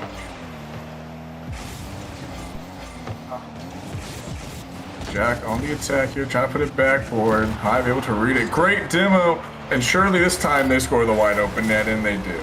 Hive able to put them up 2-0. 2 minutes left in the game. San Antonio already playing pretty comfortable. And it was pretty even for the first 2 minutes, 2.5 minutes. And then they got some pretty quick pretty quick goals in response to that time of nothing happening. Already a pretty good lead. Just all about if Akron's going to respond and work together or not. Carl gonna push one out. It's out to Alon. Does get a touch up. Tries to get that second one out to Carl again. It just comes. Oh, not Carl. Jack. It just comes up a little short. That pass play would have been a great opportunity for Akron to get one in. Is it Akron or Akron? I don't pronounce it wrong. A little touch out from Hive. Trying to get a pass out to Skoy, and Skoy gonna take that possession out to the back corner. Comes out just a little bit shy. San Antonio holding a pretty strong lead here. It's just all about how Akron's gonna respond. It's just seems like they're taking it pretty slow right now. Stupid feeler, not seeing too much bad. Double tap attempts, Hude not able to get there. Skoy pits it past one. Hive gonna take this. Trying to take it over Alon's. Trying to go for the 50 mid. Oh, gets a 50. Not really. Ends up mid. Skoy low on boost. Last man here. Puts it up on the wall. Able to get some boost. Able to get it over one. Able to put it mid. Hude and Hive. Hude misses Hive. Able to go for it. We'll call that a fake from Hude. Don't know if it really was or not though. But great pass here. Great beat over one to send that one mid. And then Jack Alana with the poo-poo flip, if you will. Able to get there.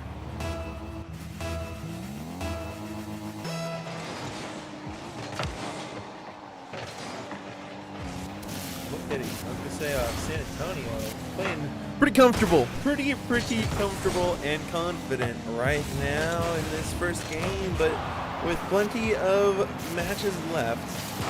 And Akron's just got to respond and get something cooking for them. Get something swapped up on offense, some pass plays, some pretty mechs, you know. Oh, just off the crossbar from Hive. Skoy gonna do another one to slip through, and that's a 4-0. We said 5-4-0 lead for San Antonio in game one. Akron is gonna be working if they want to have any chance of getting this game, but it's not probably gonna happen, unfortunately, for how San Antonio's got a pretty locked down with lock and key on defense, not wanting to give up this first game here. So Kenny, we're gonna have to see how's Akron gonna respond here in San Antonio. Are they gonna keep that momentum that they've gotten? You know, we'll just have to see here in game two. Yeah, on the performance, a lot of great passing plays from this Stallions team, and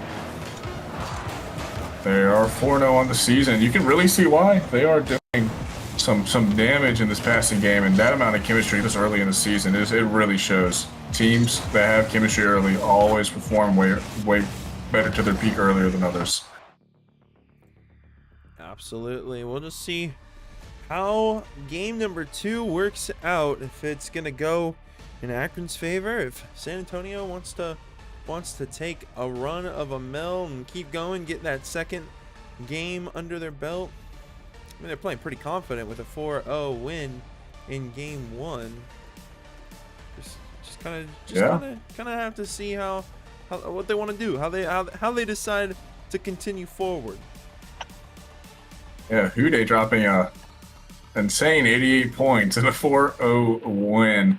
It might as well be a 2v3, but you know, maybe we see a comeback. 2 players, just amazing level. Skoy specifically, great player, and then we're gonna see how the Kings respond. This is a good team. They just need to get it going, and we will see.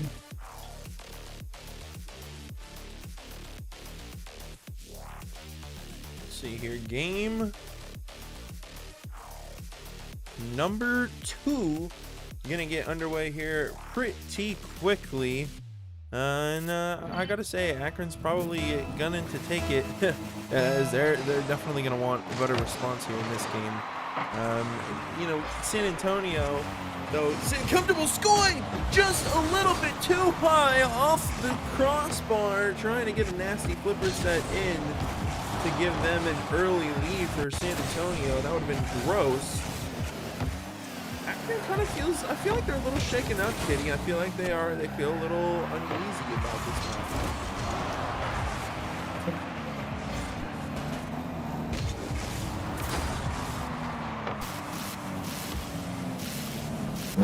All right, Hude taking this up. Double flip reset, most useful double flip reset of all time. Skoy trying to get to it, can't quite, hide on the ball. Goes for the double. Hude able to get it. Decides he no longer wants to get boosted. He wants to join the fun. He gets an amazing double off the sidewall here. Carlsnut's not able to read it. Hude, quote unquote, farming Carlsnut's.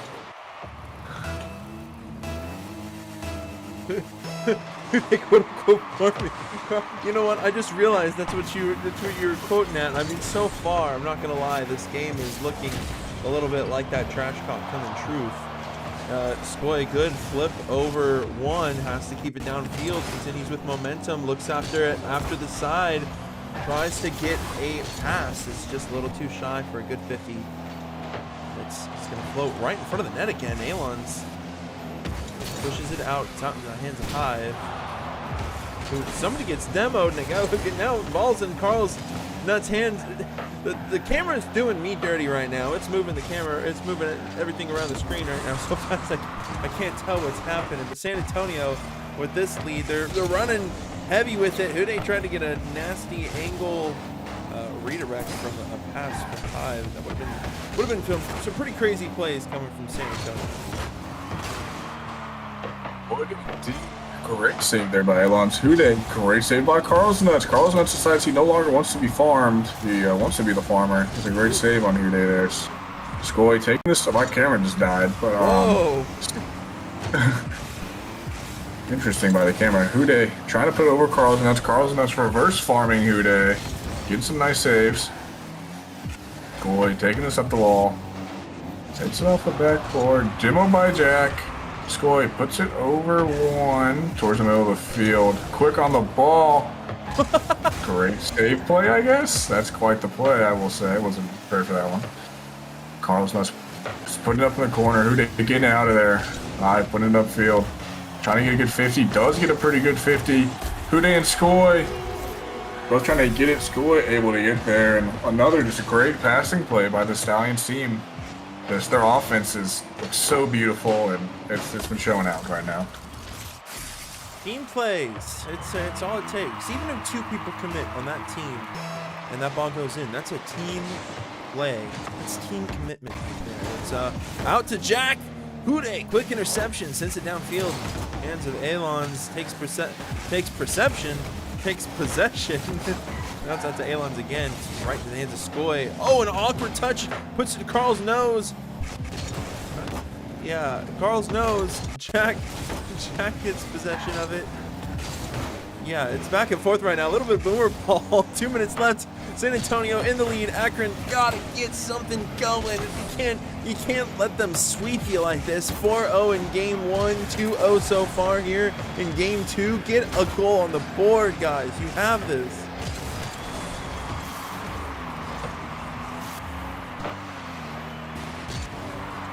Yeah, they're trying, but this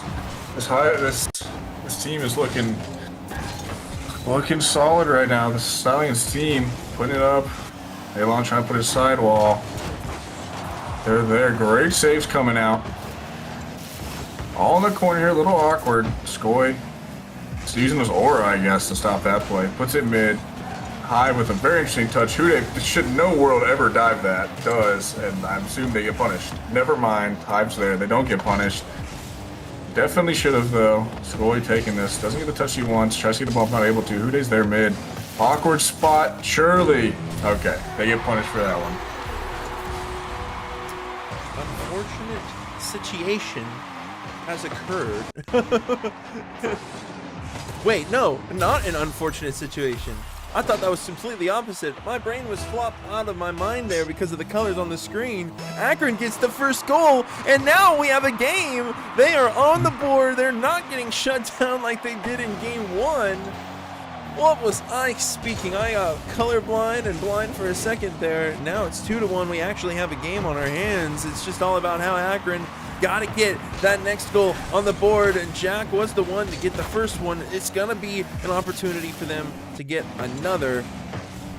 Elon's out to the side corner, puts it out to Skoy, going to take possession off the backboard, continues with it, meets Jack with the 50, has possession out to Hive, puts Elons in a 2v1 situation, who does succeed, absolutely flourishes, in fact, in that moment. And the clock ticks down. Akron has an opportunity, and Carl just sends it a little too high. It's off the backboard. That could have been the chance for the shot. Jack was looking for a slot of an opportunity. Akron's not let up yet. Jack just a little, or not Jack, Carl just a little too short. The ball is still up. Hot potato, and Akron could do it. It's to the corner for Elons. Carl's nuts out to the sidewall, but Hude quick to put it down and shut it down. San Antonio take game 2. Yeah, I mean, great game from them. The orange team shows out a lot more here, but in the saves department, just saving the shot count here from the Stallions. It's 8 total shots, quite a lot. Just not able to prevail. Hude able to put more than 88 points on the board, and they win this one. Go into game 3.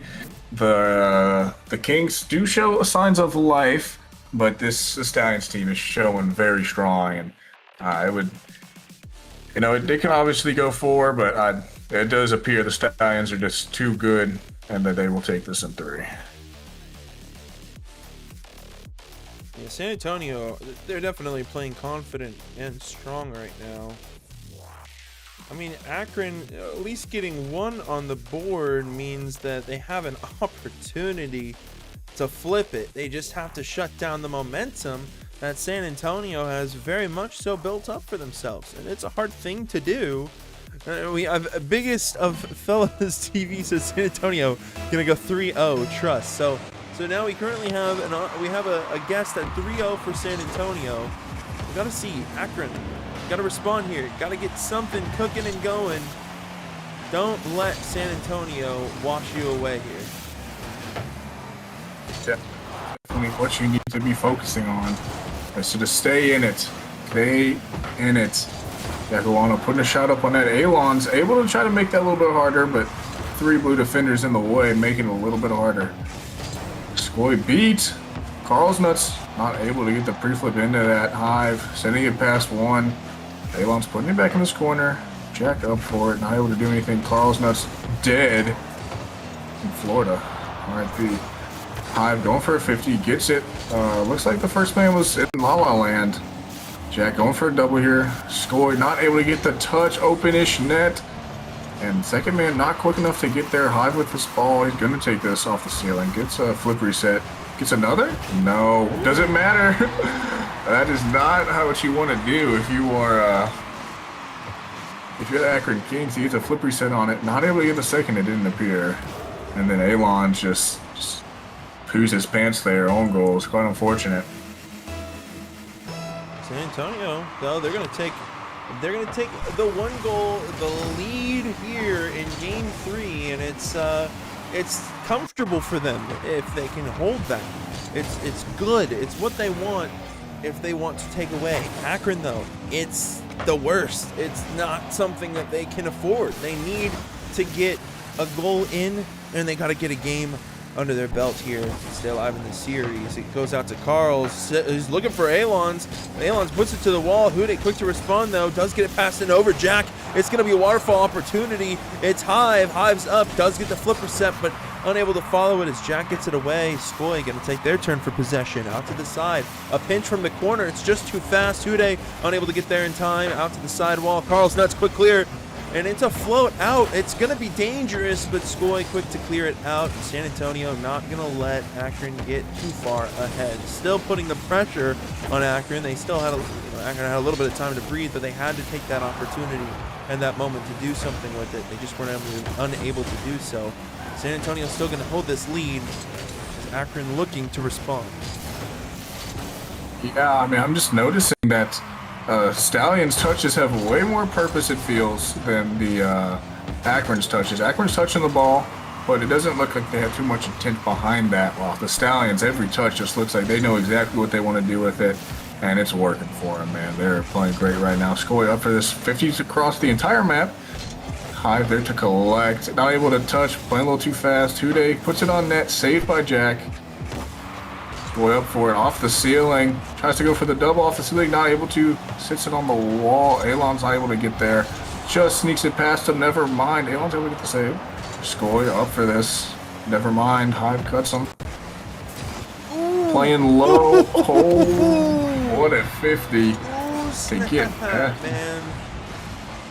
Hive playing this great. Blunder one. Fakes it low. Does he musty into that for the flip? Oh. That is certainly interesting. What a play. That's just, I never thought I'd see that one. Great play, though, to put him up to. Lucky 50, Kitty. That was just a little crazy 50. I don't know if they meant to actually get the 50 like that or not, but it paid off for him. Hude looking to hit Skoy, who does get it off the side of the wall. It's just a little too shy. Man, Kitty, San Antonio, they're pulling tricks out their hats now, man. That they are. And there's some pretty cool tricks. Not gonna lie, I like these tricks. They should keep up with these tricks. Hive putting it back forward, not able to get there. Ooh, Skoy almost slots that top left. Jack trying to take control of this. Can't beat Hude. Skoy has to go back. Hive gets it past one. What is Orange doing? That was quite an interesting touch by Orange. So once again, it doesn't seem they have as much of an idea as what they're doing as the Stallions do. Very touched by Hude to be one score, not able to get there. A whole lot of whiffs. This is still novice. This is still the fifth tier. They make mistakes. Hude gets it over one, goes for a bump on Alon's. Alon's able to touch it. Jack Awano sending it towards the wall. Carlson's getting a 50 on Hive. Skoy waiting out the play, reading Jack. Just a 50 to cross field. Goes for another 50. Hive not able to get there. Sends it to Hude. Hude sends it mid. Alon's is waiting. Sends it towards the net. Great save by Hive. Alon's almost had an amazing shot there. Skoy putting it up high. Getting it towards the midfield. Back to the blue side. We need to answer quick if we're Akron. It does not look like any of the pressure is facing the Stallions at the current moment. San Antonio. Oh no, what am I speaking? It's the color again. Akron gonna get it through. Hude gets a musty right out in the dangerous waters, and Jack catches it, puts it through. Akron gets another goal here, but it's just 17 seconds left. They have to get another one. They got to do something with it. Skoy with just a little bit of boost, gonna keep it up in the air. The clock ticks down, less than 5 seconds left, and Akron has to make something happen here. If not, it's going to be down, and Jack, unable to keep it up, lets it slip, and San Antonio takes it 2-1 in Game 3, a 3-0 sweep for a series. What a set of events. This Stallions team keeps proving why they're number one with another great game, sweeping this time. And it just looks amazing. This is more teach tape from them. If you're in the novice tier, watch these guys. Watch how they win. That's it's next level for the novice tier, man. Great game. Hude, I wouldn't exactly say farmed, but he farmed one singular time. I don't know if I'd say he farmed the whole series, but great game from them. Yeah, love that series. It may have only gone to 3, but every game, or at least the second 2 games, were real close, and you couldn't count anybody out. Oh yeah, I mean it was still a great set of matches. The only thing was like San Antonio extremely comfortable and confident, and that's all it took for them to take that series. And you know, Akron, they played well. It was just they weren't getting the goals in when they needed to, and not at the right time. So definitely a good set of games, good set of events. But you know, hey, you've heard enough from me. Kitty, are you on the next one? I'm not. It'll be 2 different people. Two It'll different be people. Ewu and Who is? and Poke Let's see. Ninja. It is Owie and Poke Ninja. All right. You don't have to worry about me being here anymore. You get to hear enough of me. My name is Nuki. Kitty was the wonderful person joining me on the desk and been caster for the past 3. Thank you so much. Stick around, CSA friends. We still have so much more left. We still have our world-class tier, our highest level of players tonight coming up here in the next 20 minutes. Don't go anywhere. Stick around. High action, crazy Rocket League is going to be next. Actually, the GM of the franchise, Ewu, is going to be here casting. It's going to be a great night. Don't go anywhere. Stick around. We will be right back.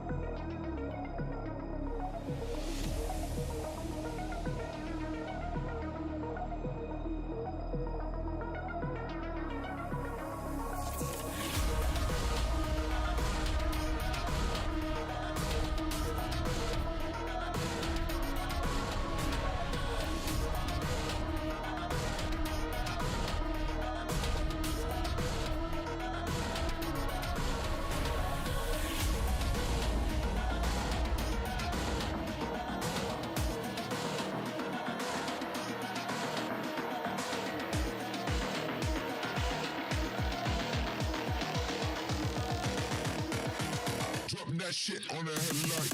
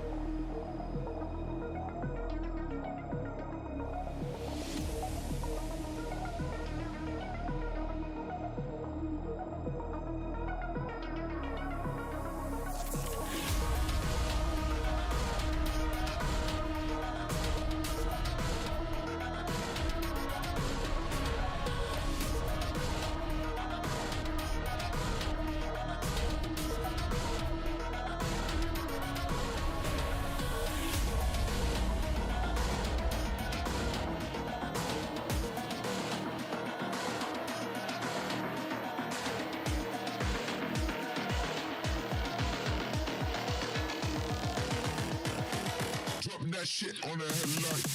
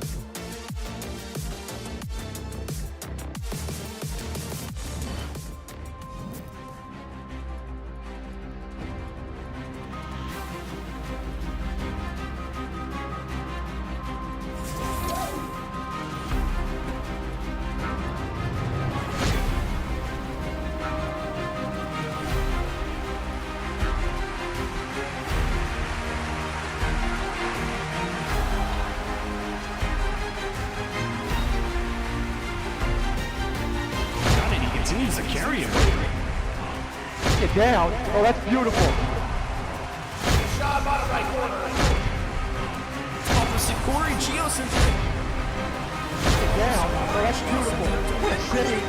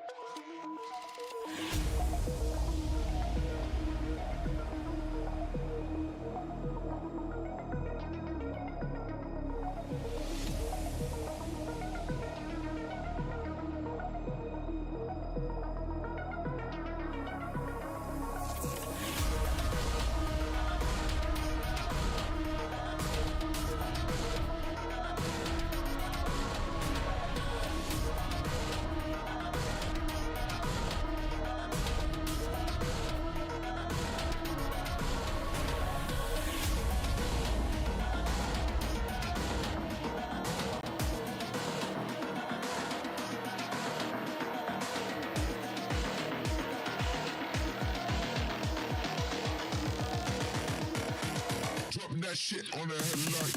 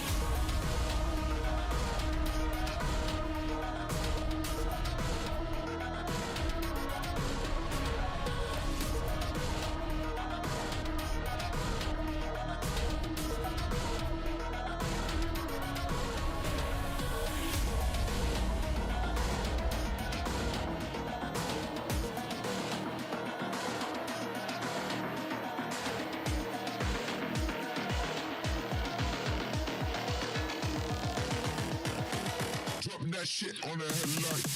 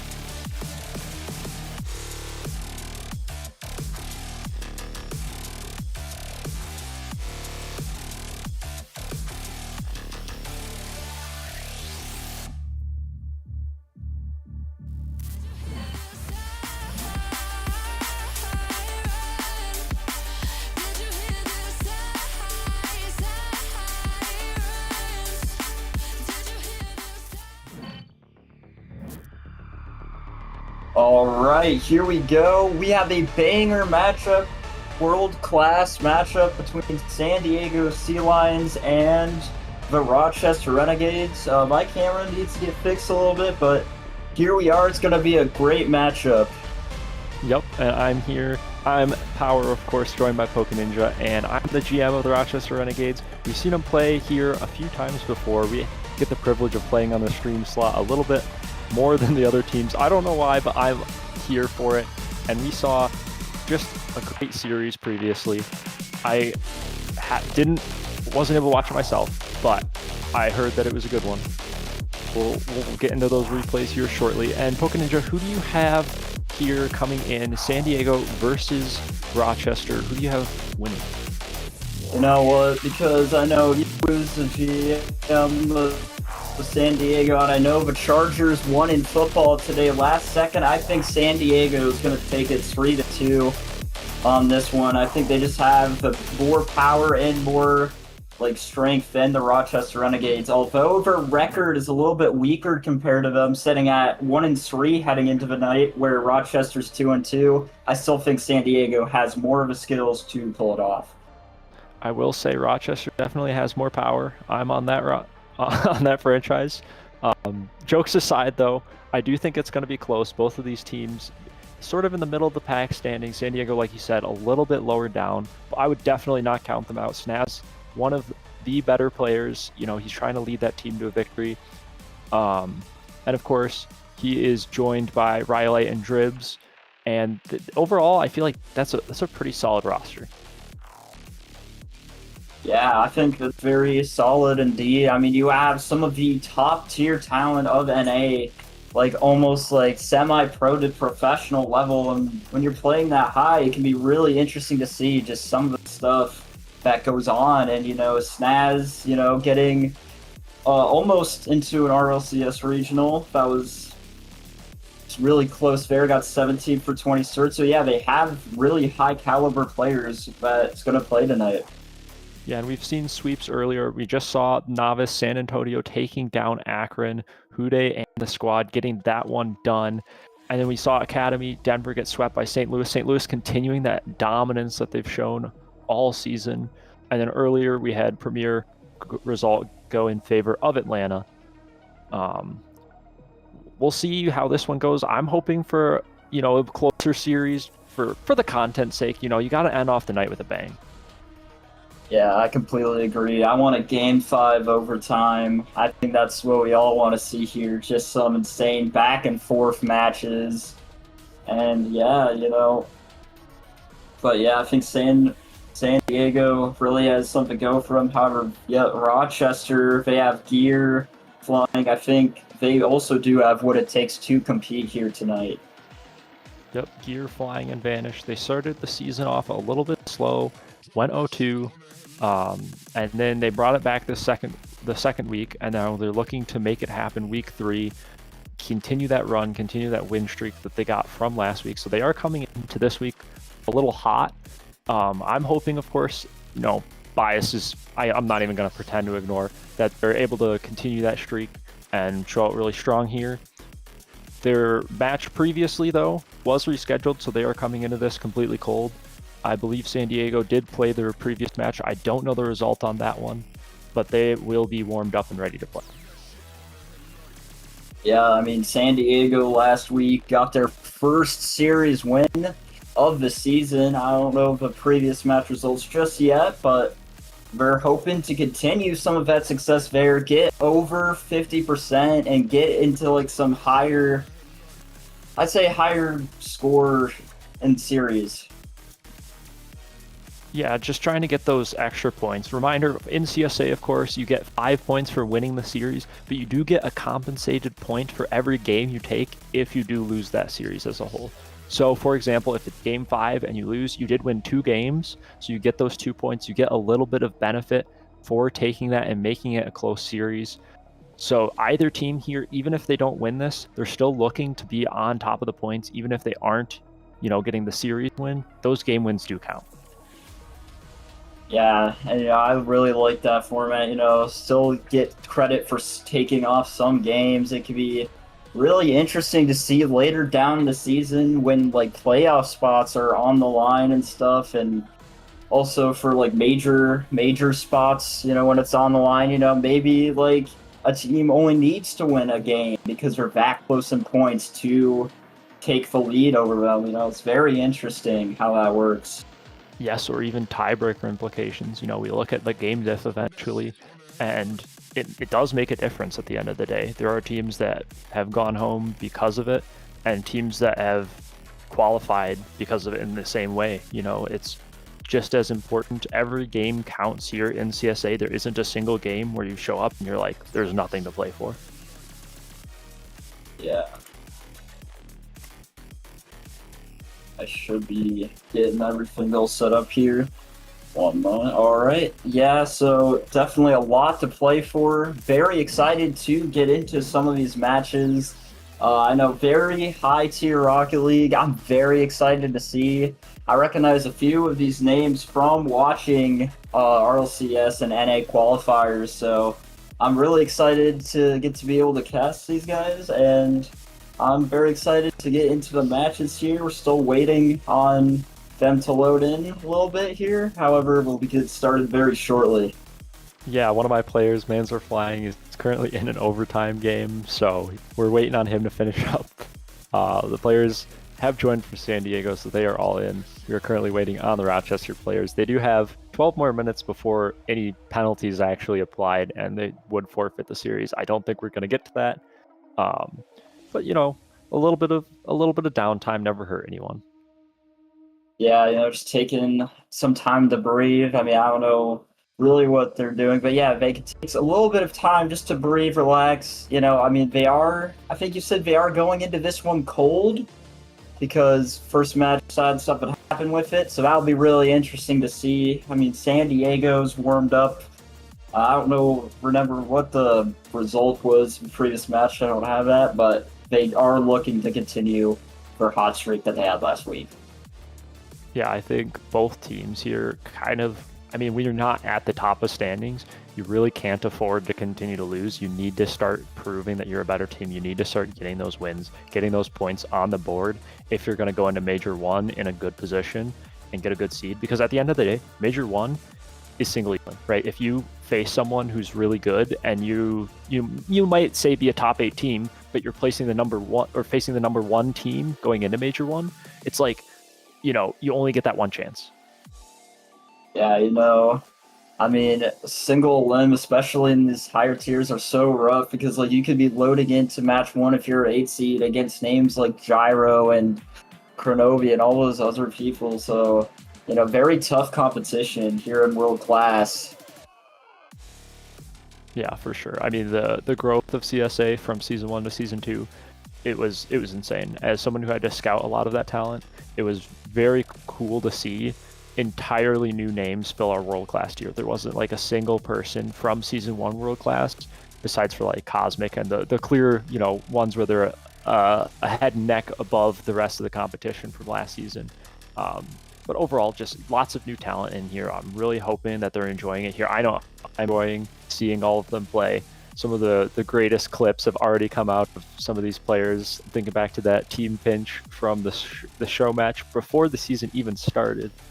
And yeah, it's just been a pleasure to have them.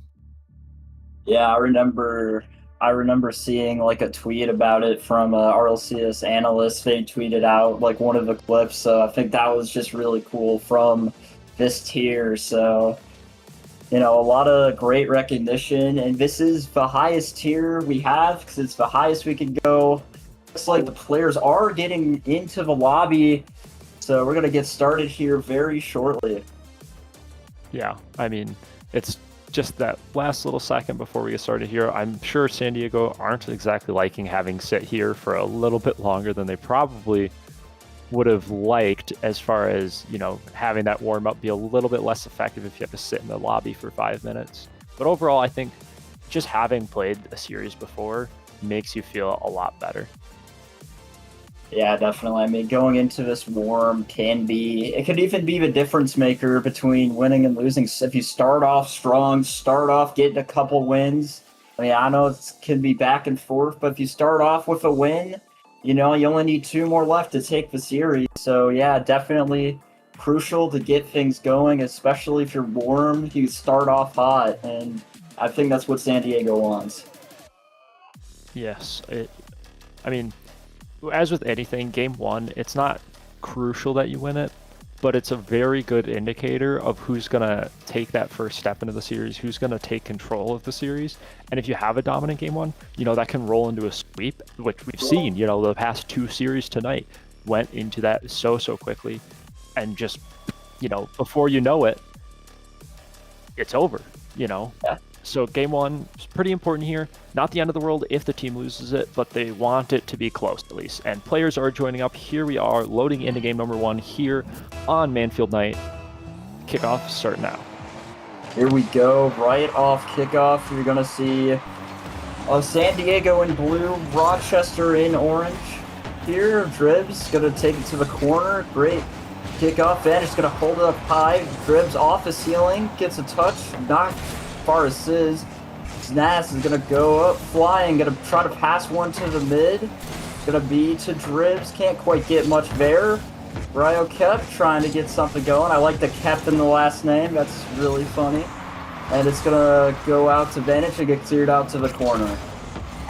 Yeah, this ball now here in the midfield. Riley up, trying for an air dribble, gets challenged from flying, bumped off that ball. Now Boost is running low, beats one Gear out into the midfield. Gear following that, one more touch on that ball. Vanish now off the sidewall, uses some wall dashes to catch up to it. Isn't able to quite get the touch he wanted. Flick up though is good. This ball floating dangerously toward net. Dribs to play it away. Now Riley on the wall, faking this one, trying to use no boost to just harass in this corner. Does a good job playing it around one, but the 50s stall that one out. Yeah, here's a good shot opportunity for Ryo Kep, saved away. Could be out to Sizz. Probably trying to look for some passes. Gets blocked away. Dribs, crucial miss. Oh, another whiff. And Snaz is going to take the first goal of this series. Yeah, that ball just floating out so dangerously in midfield. Flying has to basically predict where that shot is coming in. Gets a touch, but not good enough. That ball found its way into the top right back corner of the net. And San Diego start up one. Lots of time here on the clock. 3 minutes and 30 seconds about remain. This ball dangerously out in the middle. Snaz, luckily, there for his team, plays this one to the wall. Now Gear left back alone, takes time in the corner, has boost, has the 50, shot not quite toward net. Vanish now, incredibly low boost, has the time to get a flick out past one, flying upfield. This one easily turned away. Yeah, good. Just solid Rocket League right now coming out from San Diego. It's going to be off ceiling, a little bit awkward. 2 minutes in corner. Let's see if they can clear it out. Sizz, almost a real one. Ryo Kep's going to bang it up. Snash should be able to get the clear down. It's going to be out to Dribs, who just challenges SYS, try to get something there. Flying is just going to bang it right back. And so far, outside of the first goal, it's been pretty back and forth. Yeah, I'd like to see a little bit more physicality out of either team here, realistically, if they're going to get some of these opportunities to go in the net. We see a passing play here, but, you know, if there's a defender back, a lot of these shots just aren't that threatening. You know, it's either a teammate forcing it to a third man, or, you know, the second man being in support for a first man challenge, and there just hasn't really been that opportunity, those daggers that you kind of think of, you know, for this tier that are so threatening, those clips, those shots that are so good. They haven't really had that many opportunities here. Yeah, I think they're just testing to their level. Just good pass opportunity there, denied. I think they're just testing the waters here. I mean, it's game one, so we're not getting too aggressive as you said, like, as you'd like to see. And here we go, Rykep's gonna try to get past something, but net is open. Can someone get back? And Snaz misses the ball. That was an attempt I think you would like to see San Diego score. Yeah, just running out of boost there in the midfield was Snaz. And now here, kind of awkward in the corner, Vanish beating him toward the sidewall. Here's an opportunity, musty flick toward the backboard. Gear up, plays that one to backboard again. Flying leaves this one for a teammate. Teammate ends up being beaten by Snaz. Now Snaz off the wall, tries to play this one to backboard, gets touch around one, 50 on the other. The Flying just follows that one through, bumps Dribs off, and that ball is no longer threatening for San Diego. Yeah, Snaz is going to try to get a good clear away here. Dribs, light double commit there, but it's going to come into a pinch. Flying is going to come back to the corner and receive. Going to be off ceiling, gets past one, past the SYS. Gonna look for another pass, gonna be as far as Snaz. Snaz gonna try to get it back, just still back and forth we go. As Dribs, as far as Vanish, can't quite get much going here. Yeah, now into the corner. Both teams really liking their corner for the defense. I mean, it's been used to great effect to just stall the ball out, get some 50s, play time for teammates to follow and support. Here we see Flying up off that corner, trying to air dribble out, ends up missing the touch. Now Vanish left back alone on low boost. We've seen this before. Luckily his teammates are there this time. This ball out into the midfield. Awkward touch from Flying, leaves Gear having to go for that one into the corner once again. 50-50 missed by Gear. Now Vanish, another 50 in the corner. This one playing dangerously up toward net. The save does come in, but they need a goal here. 6 seconds remain. Rochester on the back foot. Have to get one here. Vanish up towards ceiling. Tries for the double tap, plays it around one. This one falling down, but Rhyolite is there, and this ball will probably be kept up, but not in a great position for Rochester. The 0-second drill fizzling out, unless if something can suddenly come of this.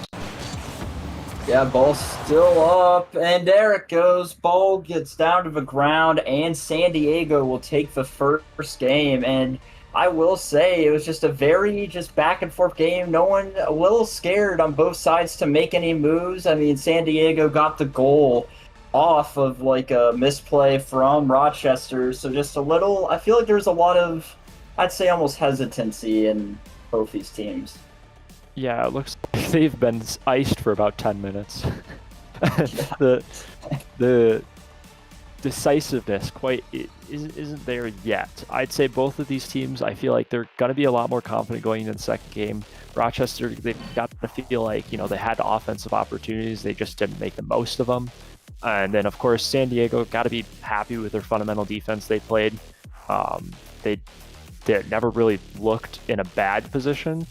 There was opportunities, of course, for Rochester, but overall, San Diego doing a great job just absorbing that pressure. Yeah, San Diego, good job absorbing pressure. Just looked like clean, solid Rocket League on the defense here as we start game 2. Rochester looking to fight back here early with a goal from Sizz. And that is the type of bump play that I was talking about. You have the advantage, you have the 2-on-1 situation, force the play, force the defender to make an awkward touch or an awkward jump, and that is how you do it. Take those opportunities, make the most of them. Finally, San Diego not looking completely comfortable on defense from a quick kickoff. Yeah, San Diego now, one's on the rope, down 1, 4:45 left to go. Still a lot of Rocket League to be played in this game. Snaz is going to 50 it out mid. Going to try to get it to Drebs. Passing play maybe for Ryo, kept off sidewall. Can't quite get the read. He's going to go down the other way. Snaz going to pop it up for himself. Can't quite get it. Sid's going to play it back to the corner. I don't know how much I like that play. Ball bounce mid. Awkward. But they save it away.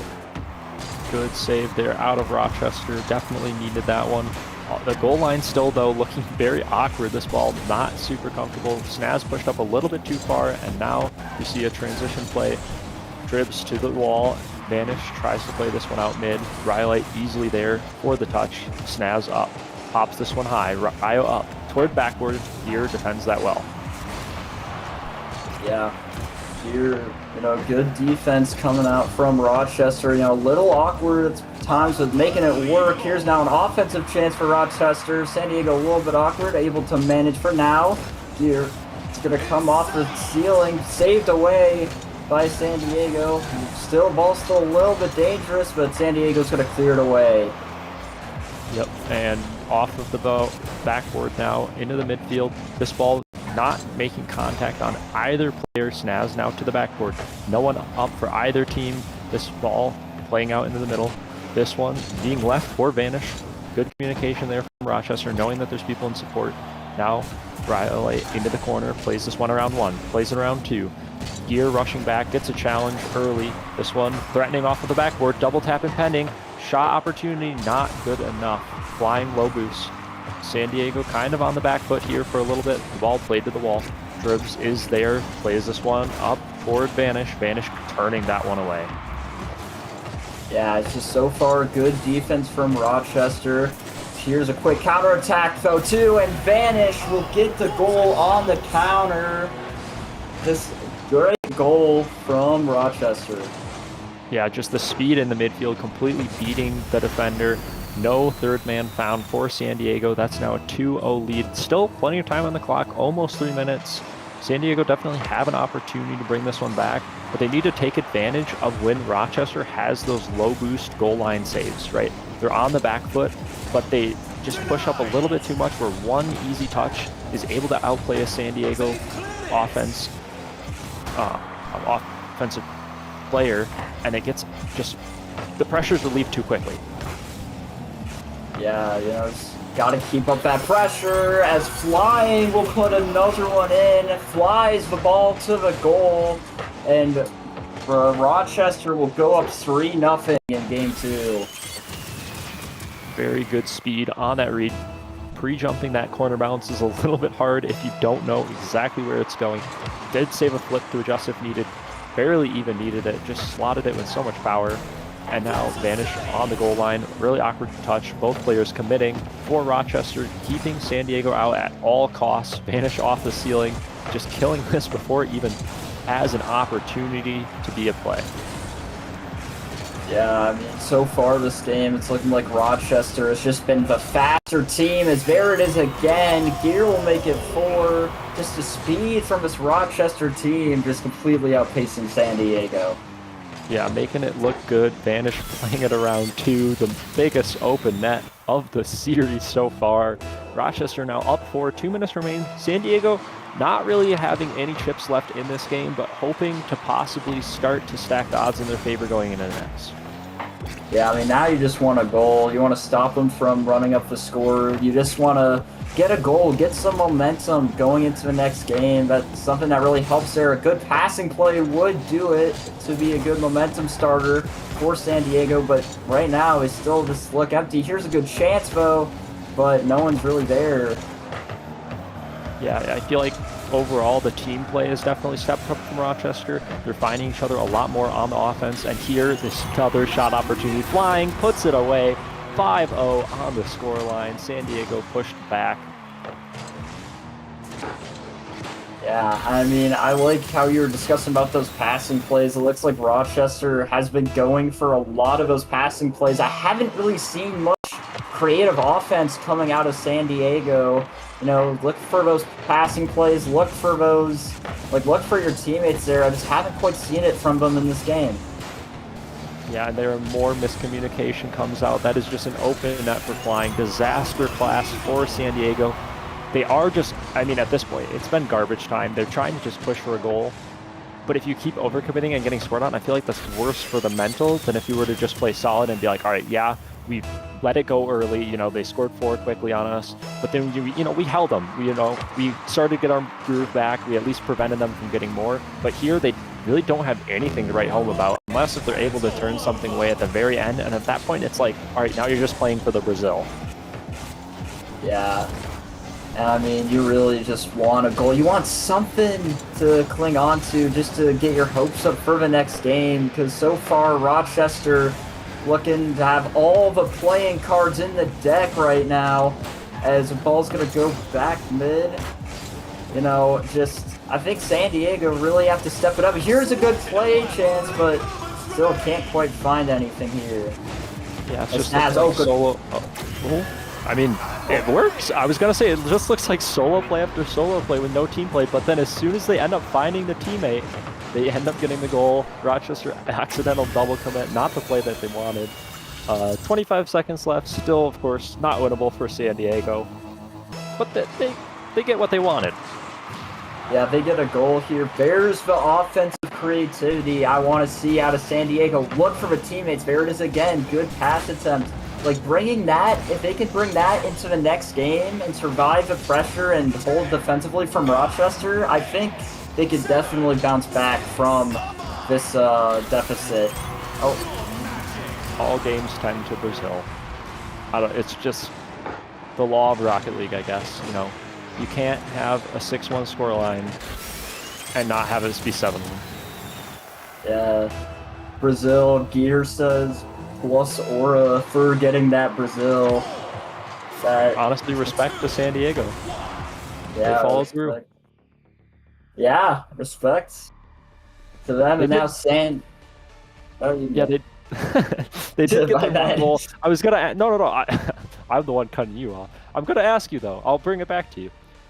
Do you think that one goal will allow them to make adjustments here and they'll be able to, answer back? I mean, Rochester looks really good right now. They have all the firepower. However, if San Diego can really get things going, if they can start finding those team passes, they might have started a little bit slow, but if they can get into this match, I know these players are more than capable of getting back into this series. Yeah, for sure. At least for me, at this point, I'm feeling comfortable with my roster. They look a lot more warmed up now. They look a lot more ready to continue that offensive pressure. So I'm going to be continuing to back them. I think they get the next 2 games here. Although San Diego started to look better at the end there, besides for the own goal to make it 7-1. But, like we said, that's just obligatory. They have to do that. Yeah. You can't end it on that 6-1. It has to be Brazil. Respect to San Diego for that. However, look at Gearvo, 3 goals, really just playmaker for Rochester. Here as we're going to get ready to go into our 3rd game. It's going to be on a new map. Yes, the mall. A lot of players that I have personally talked to aren't the biggest fan. I'm not exactly the biggest fan, but alas, here we are. See how they adjust to the fact that they are now incredibly blinded, and it is so much later in the night, and they're getting flashbanged by a very bright map. Oh, this gear will start off things strong for Rochester. The brightness of the map might have just gotten into the eyes of San Diego there. Good passing plays from Rochester as they continue on their dominance from last game. The lights are too bright. Unfortunately, they're shining in San Diego. Rochester able to get that one away. Passing play to the midfield just leaves that with so much pace, so much power. No one back on San Diego. The attempted flipper set from Snaz ends up going in. This backwards touch, so confusing to read as the defender. Vanish has to try and play all the different options, and the missed butt touch, I don't even know what to call it, ends up finding its way into the back of the net. Yeah, just a little bit of misplay, just awkward a little bit on defense. However, good start for San Diego this game, much better than last time, and there it goes. Yeah, you gotta feel like kickoffs are one of those things where it's in your power, but at the same time, it feels so unlucky every time. Every time it happens, the momentum's completely killed from all that they just got, and they're back down. Yeah, someone wise once said kickoffs are the most important thing in Rocket League because it's the only thing that remains consistent within the game, as Snaz is going to get one to tie things up 2-2. Yeah, all of Rochester not in position there. Vanish pushing way too far up to get anywhere close to getting that one. Still tons of time left. The score just looking to be run up as quick as possible. We might get even more goals than the 8 that we saw last game. Yeah, and I'm all for it here. I mean, San Diego looking a lot better than it did last game. Going for more of those passing plays we did talk about. Snazvo trying to get a solo play going. Can't quite find it. Tribs is going to pass it up to Rio. Rio, flip reset. Can he get it past 1? Past 1. Can he get it past 2? No. And it's going to be cleared away to the corner. Tribs is going to collect. Gears up, though. Trying to get it to a teammate. A little awkward for San Diego. They managed. What was going on crazy. there? Yeah, that post bounce just completely messing up Rochester. They were not ready for that. Here, this somehow gets past one. Snaz and manages to stay on that off of the backboard. Incredible play from San Diego to keep this one out, but they're still getting tested. This is an awkward ball. Dribs finally relieving that pressure, getting it eligible to the opposing corner, and now tries to play past that one. Then Flying cuts it out. Flying attempts to dribble this one through, goes for the flip, takes it under 1, plays it around 2, but Rhyolite in that corner. This one, though, not where they wanted it, and Gear able to slot that one. I'm not even sure what happened. I think what happened here, Ryo goes too far up, gets beat, Tribs is awkward, Snaz is on low boost, and that's just top corner in your net. I think that's what happened there. Rochester takes the lead 3-2. Yep, 3.14 minutes left on, I guess not point, but, I tried to make a pie joke, and here I am failing. Anywho, Vanish up off the sidewall, not caring about pie, just caring about the ball. Flying now with a flip reset, plays this one to the side, gets bumped off of that ball. Now Gear upward, flying, incredibly awkward, just leaves the ball, goes for the bump. Now Vanish to the corner with the flip reset, plays this one mid, flying there for the 50.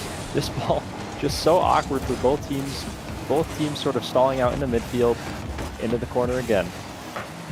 Yeah, just into the corner, San Diego down 1. Good transition from Gear. Gear has been all over this game in this series as well, putting up a lot of points. Good pass out to Vanish. I mean, San Diego looks a lot better than they did last game. However, they still find themselves trailing at 1 at the half as they bring it into the corner as Vanish to pitch off of sidewall. 2 of them miss. Flying can't quite get there in time, and it's going to be cleared away. Yeah, time starting to tick down. Only 2 minutes remain in this game. San Diego do need a goal. We haven't seen one since about the 4-minute and 20-second mark. Now Vanish up on the air dribble. Tries to play this around 1. 50-50 comes out from Snaz. Now Gear into the corner. Tries to play this one mid. The pinch does end up coming out. Vanish is there to collect. Rochester just looking kind of calm, kind of composed on their goal line. Not too threatened. As I say that though, pass down to Snaz finds its way. There's a good passing play right there. It goes up off the ceiling, gets it, tips it down to the teammate. No one from Rochester is back, and that is just a good team play from San Diego.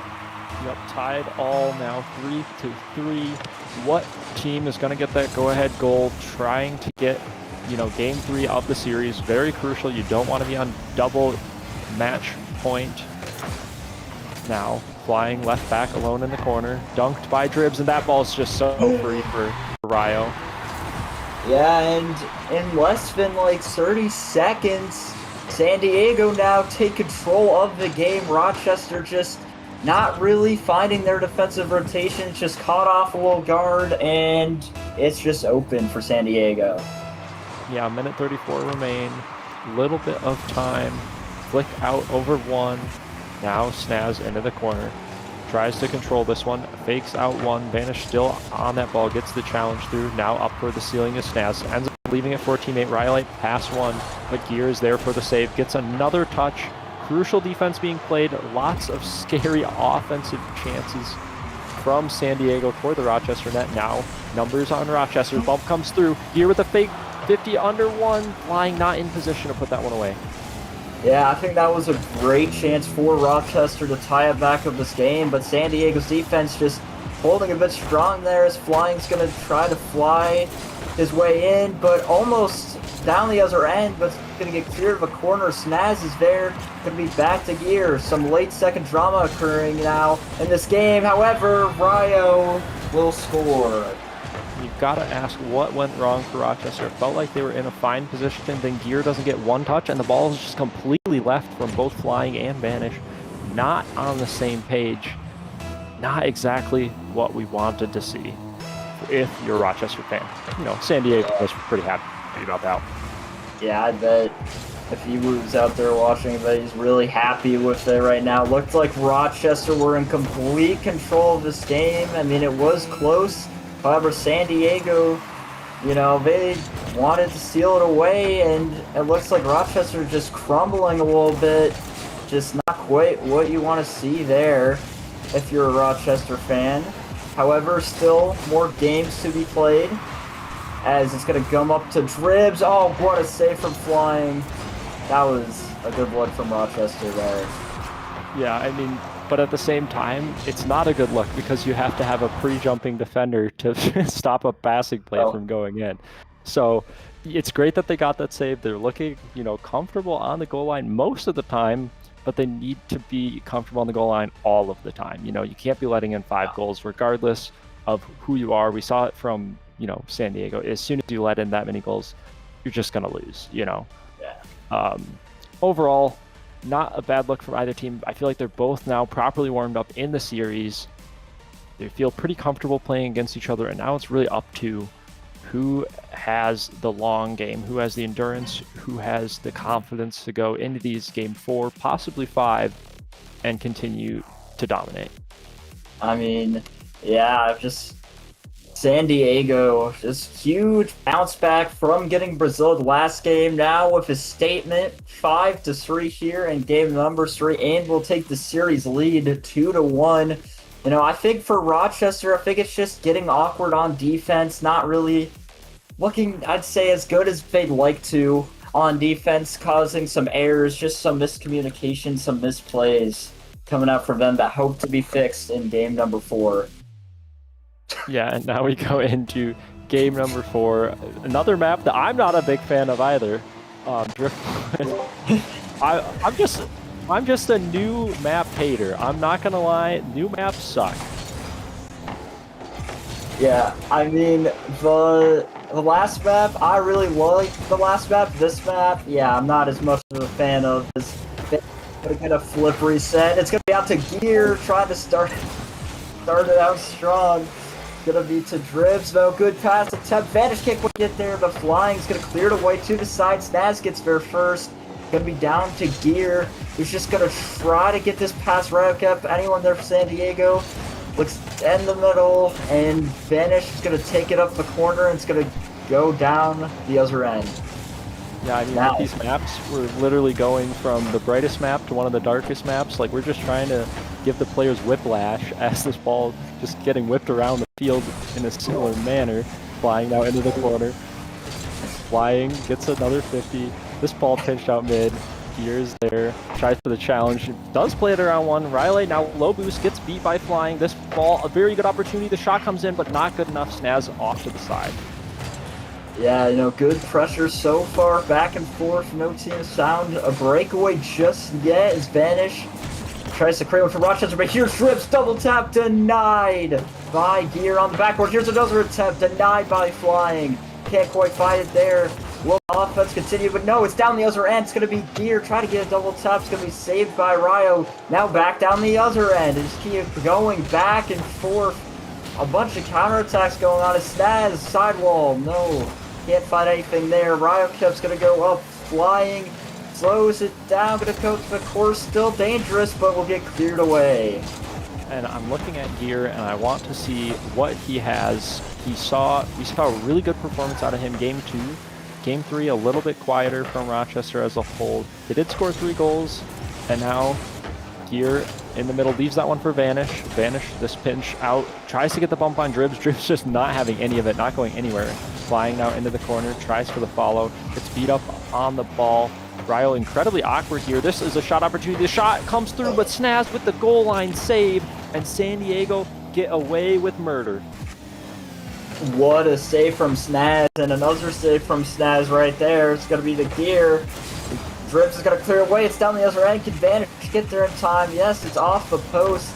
And yeah, you'd think that goal line save, very impressive from Snaz. Just absolute craziness on the goal line there. However, they're looking to score down the other end. Vanish is going to try to bring it back in. Snaz, good bangs, gonna be controlled by Gear. Let's see if he can continue this magic from game 2. Good pass out, open net, and Vanish will take the lead.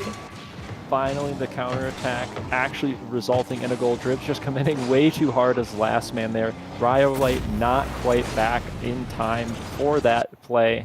And I mean, you are left in a rough spot there in a 2-on-1 with the pass in the midfield, but instant challenging when the ball is so close to that Rochester player, it's just giving your hand away a little bit too soon.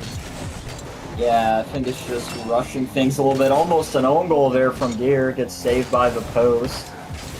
It's going to be to Ryo. Going to come back to Snaz. And Flying's going to just try to get it away. A little awkward on the defense now from San Diego, but they're managed to stand tall. As Ryo kept still in the air, still going. Gonna be out to Dribs, but Gear will get there first. Gotta make sure they don't overcommit. A little worried there, but Ryo kept will keep things in.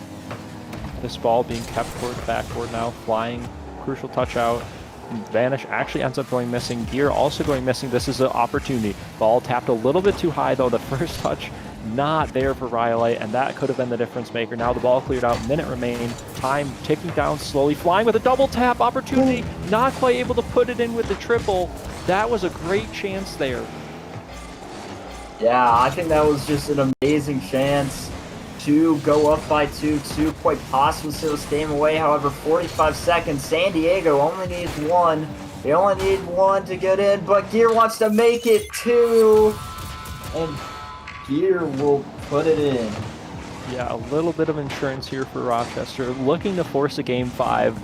Hopefully that'll be on Champions Field. Hint, hint, nudge, nudge. Yeah. Just because we'll finally get a good map. Yeah. 50-50 coming out. Vanish now with another 50. This one looking to go to Champions Field more and more. I'm happy as a Rochester fan. San Diego have some questions to answer.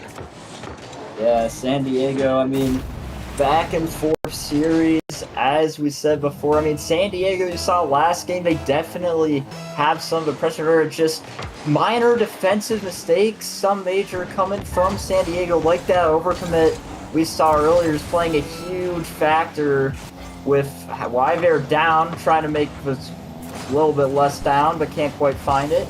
It's just the defense, they need to work on like some of those rotations. I know they have some offense there, they have to find some more pressure, and I think they can easily do well on Game 5. Yeah, honestly, this one's still wide open. I mean, we saw Rochester as a whole. They lead in goals. I think they have 13-7 currently. Quick caster math. You can fact check me later. But Rochester looking dominant on the offensive side. They just had a few games where their defense sort of fell apart. They weren't able to get those goal line saves that they got here in Game 4 and previously in Game 2 that allowed them to sort of run away with the games. But now we have Game 5, both teams throwing punches, both teams getting back up after getting punched. So we are in for a shootout here on Champions Field. Yeah, I'm very excited. It's going to be an absolute insane shootout here. Game 5, Champions Field. I'm kind of hoping it goes to overtime to see what team has that grit, has that determination, has that lion roaring inside them, Yeah, the ice in the veins, not listening to the small dog bark. Yeah, All right, my bad. the dog might be in. Yeah, I don't want to make that work. My bad. Yeah, that comment was a little out of pocket. But here we are going into game number 5.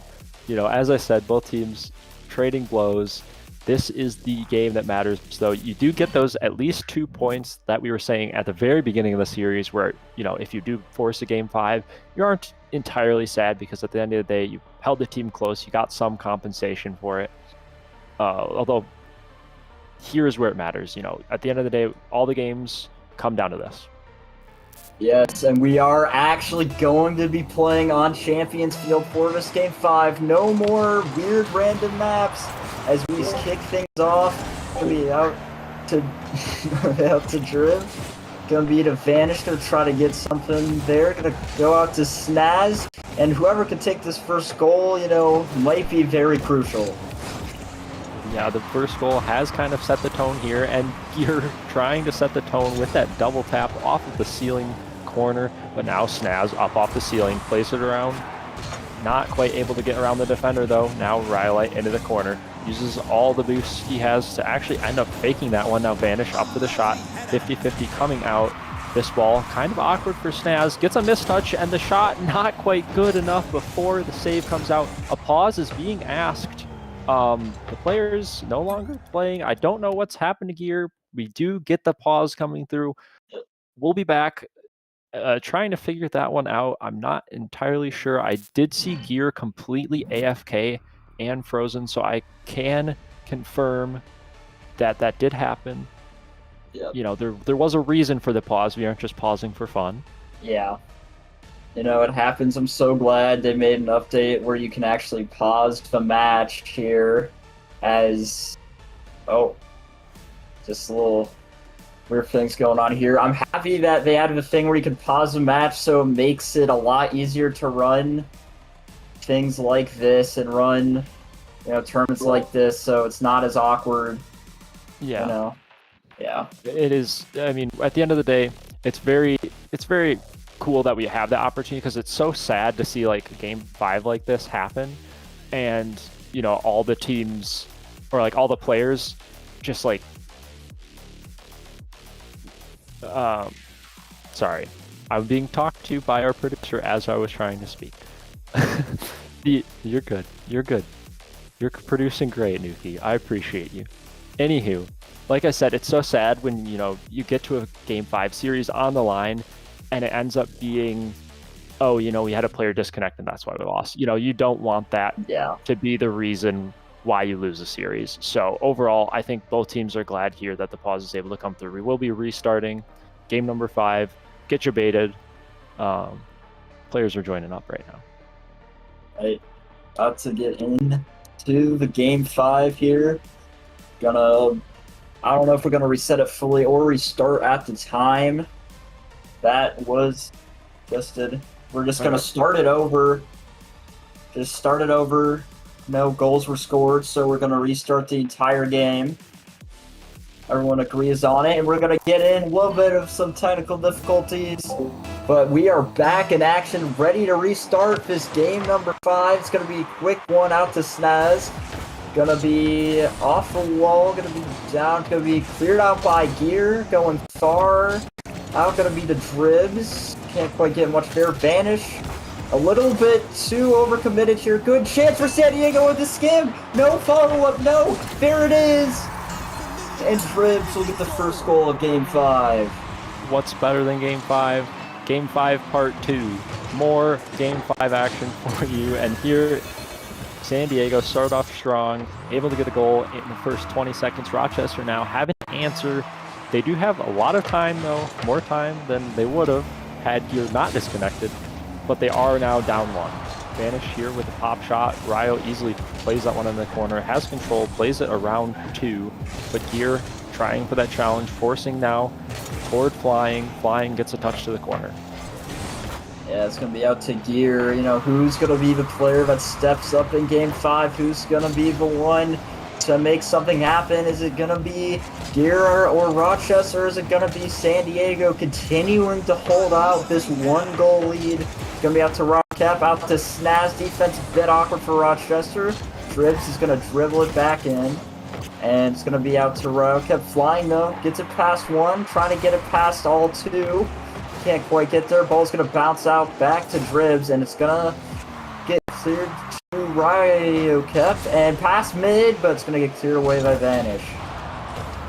Yeah, the defense now for Rochester a little bit shakier than they would like, but here's a chance, 2-on-1 opportunity. The pre-jump pass not finding its way, and Vanish does beat one, however. The fake from the corner, Snaz back in the goal line once again. I feel like I've seen that probably 10 times, where the shot is good, but Snaz in defense is just better. Yeah, Snaz absolutely coming in clutch for San Diego on the defensive. You saw that goal line save from a few games ago. Still very impressed by that, as Dribs is going to try to make it 2 for San Diego. Can't quite find it. Dribs going to pop it up. It's going to be to Vanish. It's going to try to clear it away as Sizz waiting in mid. Or just Gear, rather. And it's going to be the flying sidewall redirect. Can't quite get it. And, you know, I really want to see one of these sidewalls eventually work out here, as all good stuff from Gear will take it all by himself. The Doomsy dish is just too strong. I thought for sure that ball was getting passed out mid, faking Rhyolite so well, and Snaz finally not finding the goal line save that he's been getting for San Diego. Not able to bail them out of that one. 3 minutes now about on the clock remaining, all tied up. We can only hope for an overtime. Yeah, that's what I'm hoping for here. However, Snaz wants to try to make it a little hard to get to, but Flying will clear it away. Gonna be out to Rockcap, trying to get something there. Gonna be out to Dribs, gonna air dribble the ball. Try and get another one, can't quite find it. Flying's gonna take possession, but Rockcap gets the good read, pass out mid. It's gonna be to Dribs. Anyone there? Vanish with a goal line save. Snaz follow up, and San Diego take the lead. The pressure is just too much. Dribs shot, forcing 2 players to commit, neither getting a touch on the ball. Snaz, easy follow-up, easy goal. San Diego up 1, 2 minutes and 24 seconds left on the clock. Will Rochester have a response? The defensive breakdown was an absolute disaster, but here's an opportunity. Bump play on the kickoff. Miss comes out, Flying coming through to try and get a shot in, but ends up having to play this one to the side. Around 1, to the ceiling. Double tap, almost. Insane mechanics coming out of Flying, but not quite good enough. Yeah, that was almost insane goal, you know, not quite enough though, as it's going to be down the other end to Rockcap, who will put San Diego up 2 in Game 5. And that one hurts. I mean, the mistouch coming out, the ball flying into the middle, the bump coming out from Snaz, all of San Diego just pouncing on that misplay.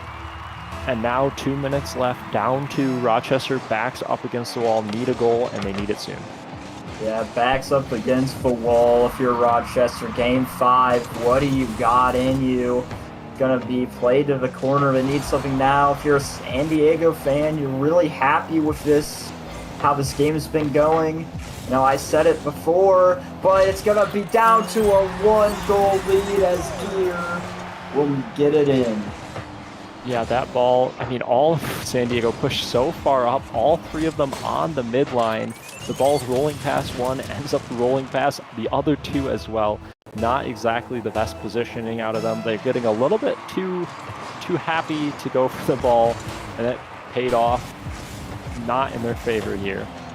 Yeah, I mean, I don't want to bring it up too much, but there's a saying in San Diego sports, but RotoCap will score, making it 4-2. No curses for them right now. The Yeah. a little too strong. You're unable to get that touch toward the side that he wanted. The read was not there on the crossbar over the shoulder. I mean, it's such a hard spot to be in. The play was basically over as soon as that air dribble touch came out. And now, opportunity flying, tries for more solo play mechanics. This ball being played back. Only a minute now remained. Rochester, they kind of gave up their one chance at a lead, but Flying now has something to say about it. Tries for the pinch around one. Now vanishes up. The shot should be an opportunity, but the pass is not connected. And now a minute left. Time ticking down. Rochester just getting pushed back. Yep, Rochester getting pushed back by San Diego, still keeping a good offensive front. Earlier I was going to try to talk about Charter again. Here's a good double tap, first saved away. It's going to be up. It looks like San Diego probably won't be doing that in game number 5. Another shot attempt. The San Diego pressure has been too much to mount for Rochester here. Gear's going to try to keep it up. 20 seconds. You need a goal with time on the clock. Going to be feeling down, no one's there, and Wildcat will just stall more time off the clock. Gonna be Dribs for the dagger, can't quite get it. Gearbo, open net opportunity, can't quite get there in time. Gonna be 10 seconds left. Can't do much of this. Needs score of time, and that's gonna be it. Time just ticking down. Like you say, San Diego on top. Well played to them. GG's all around. Overall, great series out of them. Well-deserved Game 5 win. Yeah, very well-deserved Game 5 win. You know, I said it before the start of the series. I said San Diego in 5. I have it written down on my notebooks. Game prediction, San Diego 3-2 Rochester. And we get to see it here. So proud of that. Rochester put up a good fight against San Diego, but San Diego just showed more grit in the end. Yeah, I mean, both teams definitely looking really good on offense and really shaky on defense at times. And it was just an overall absolute shootout from both teams. Some very good opportunities didn't quite find their way in. And we saw San Diego come out on top of that one. Here's a quick look at the matches that we played tonight.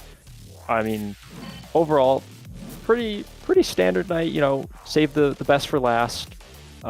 Close Game 5, but 2 sweeps earlier today and a close win from the Atlanta Aces to start us off.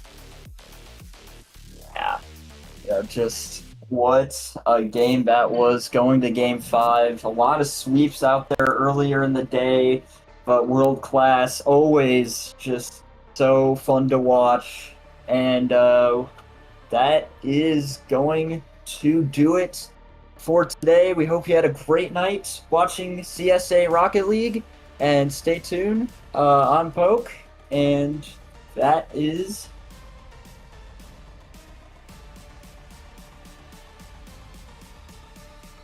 Oh, that's it. Goodbye, everyone. Thanks for watching Car Soccer Association. Make sure to drop a follow. You don't want to miss this action here every week, every Sunday, and I'll see you guys later.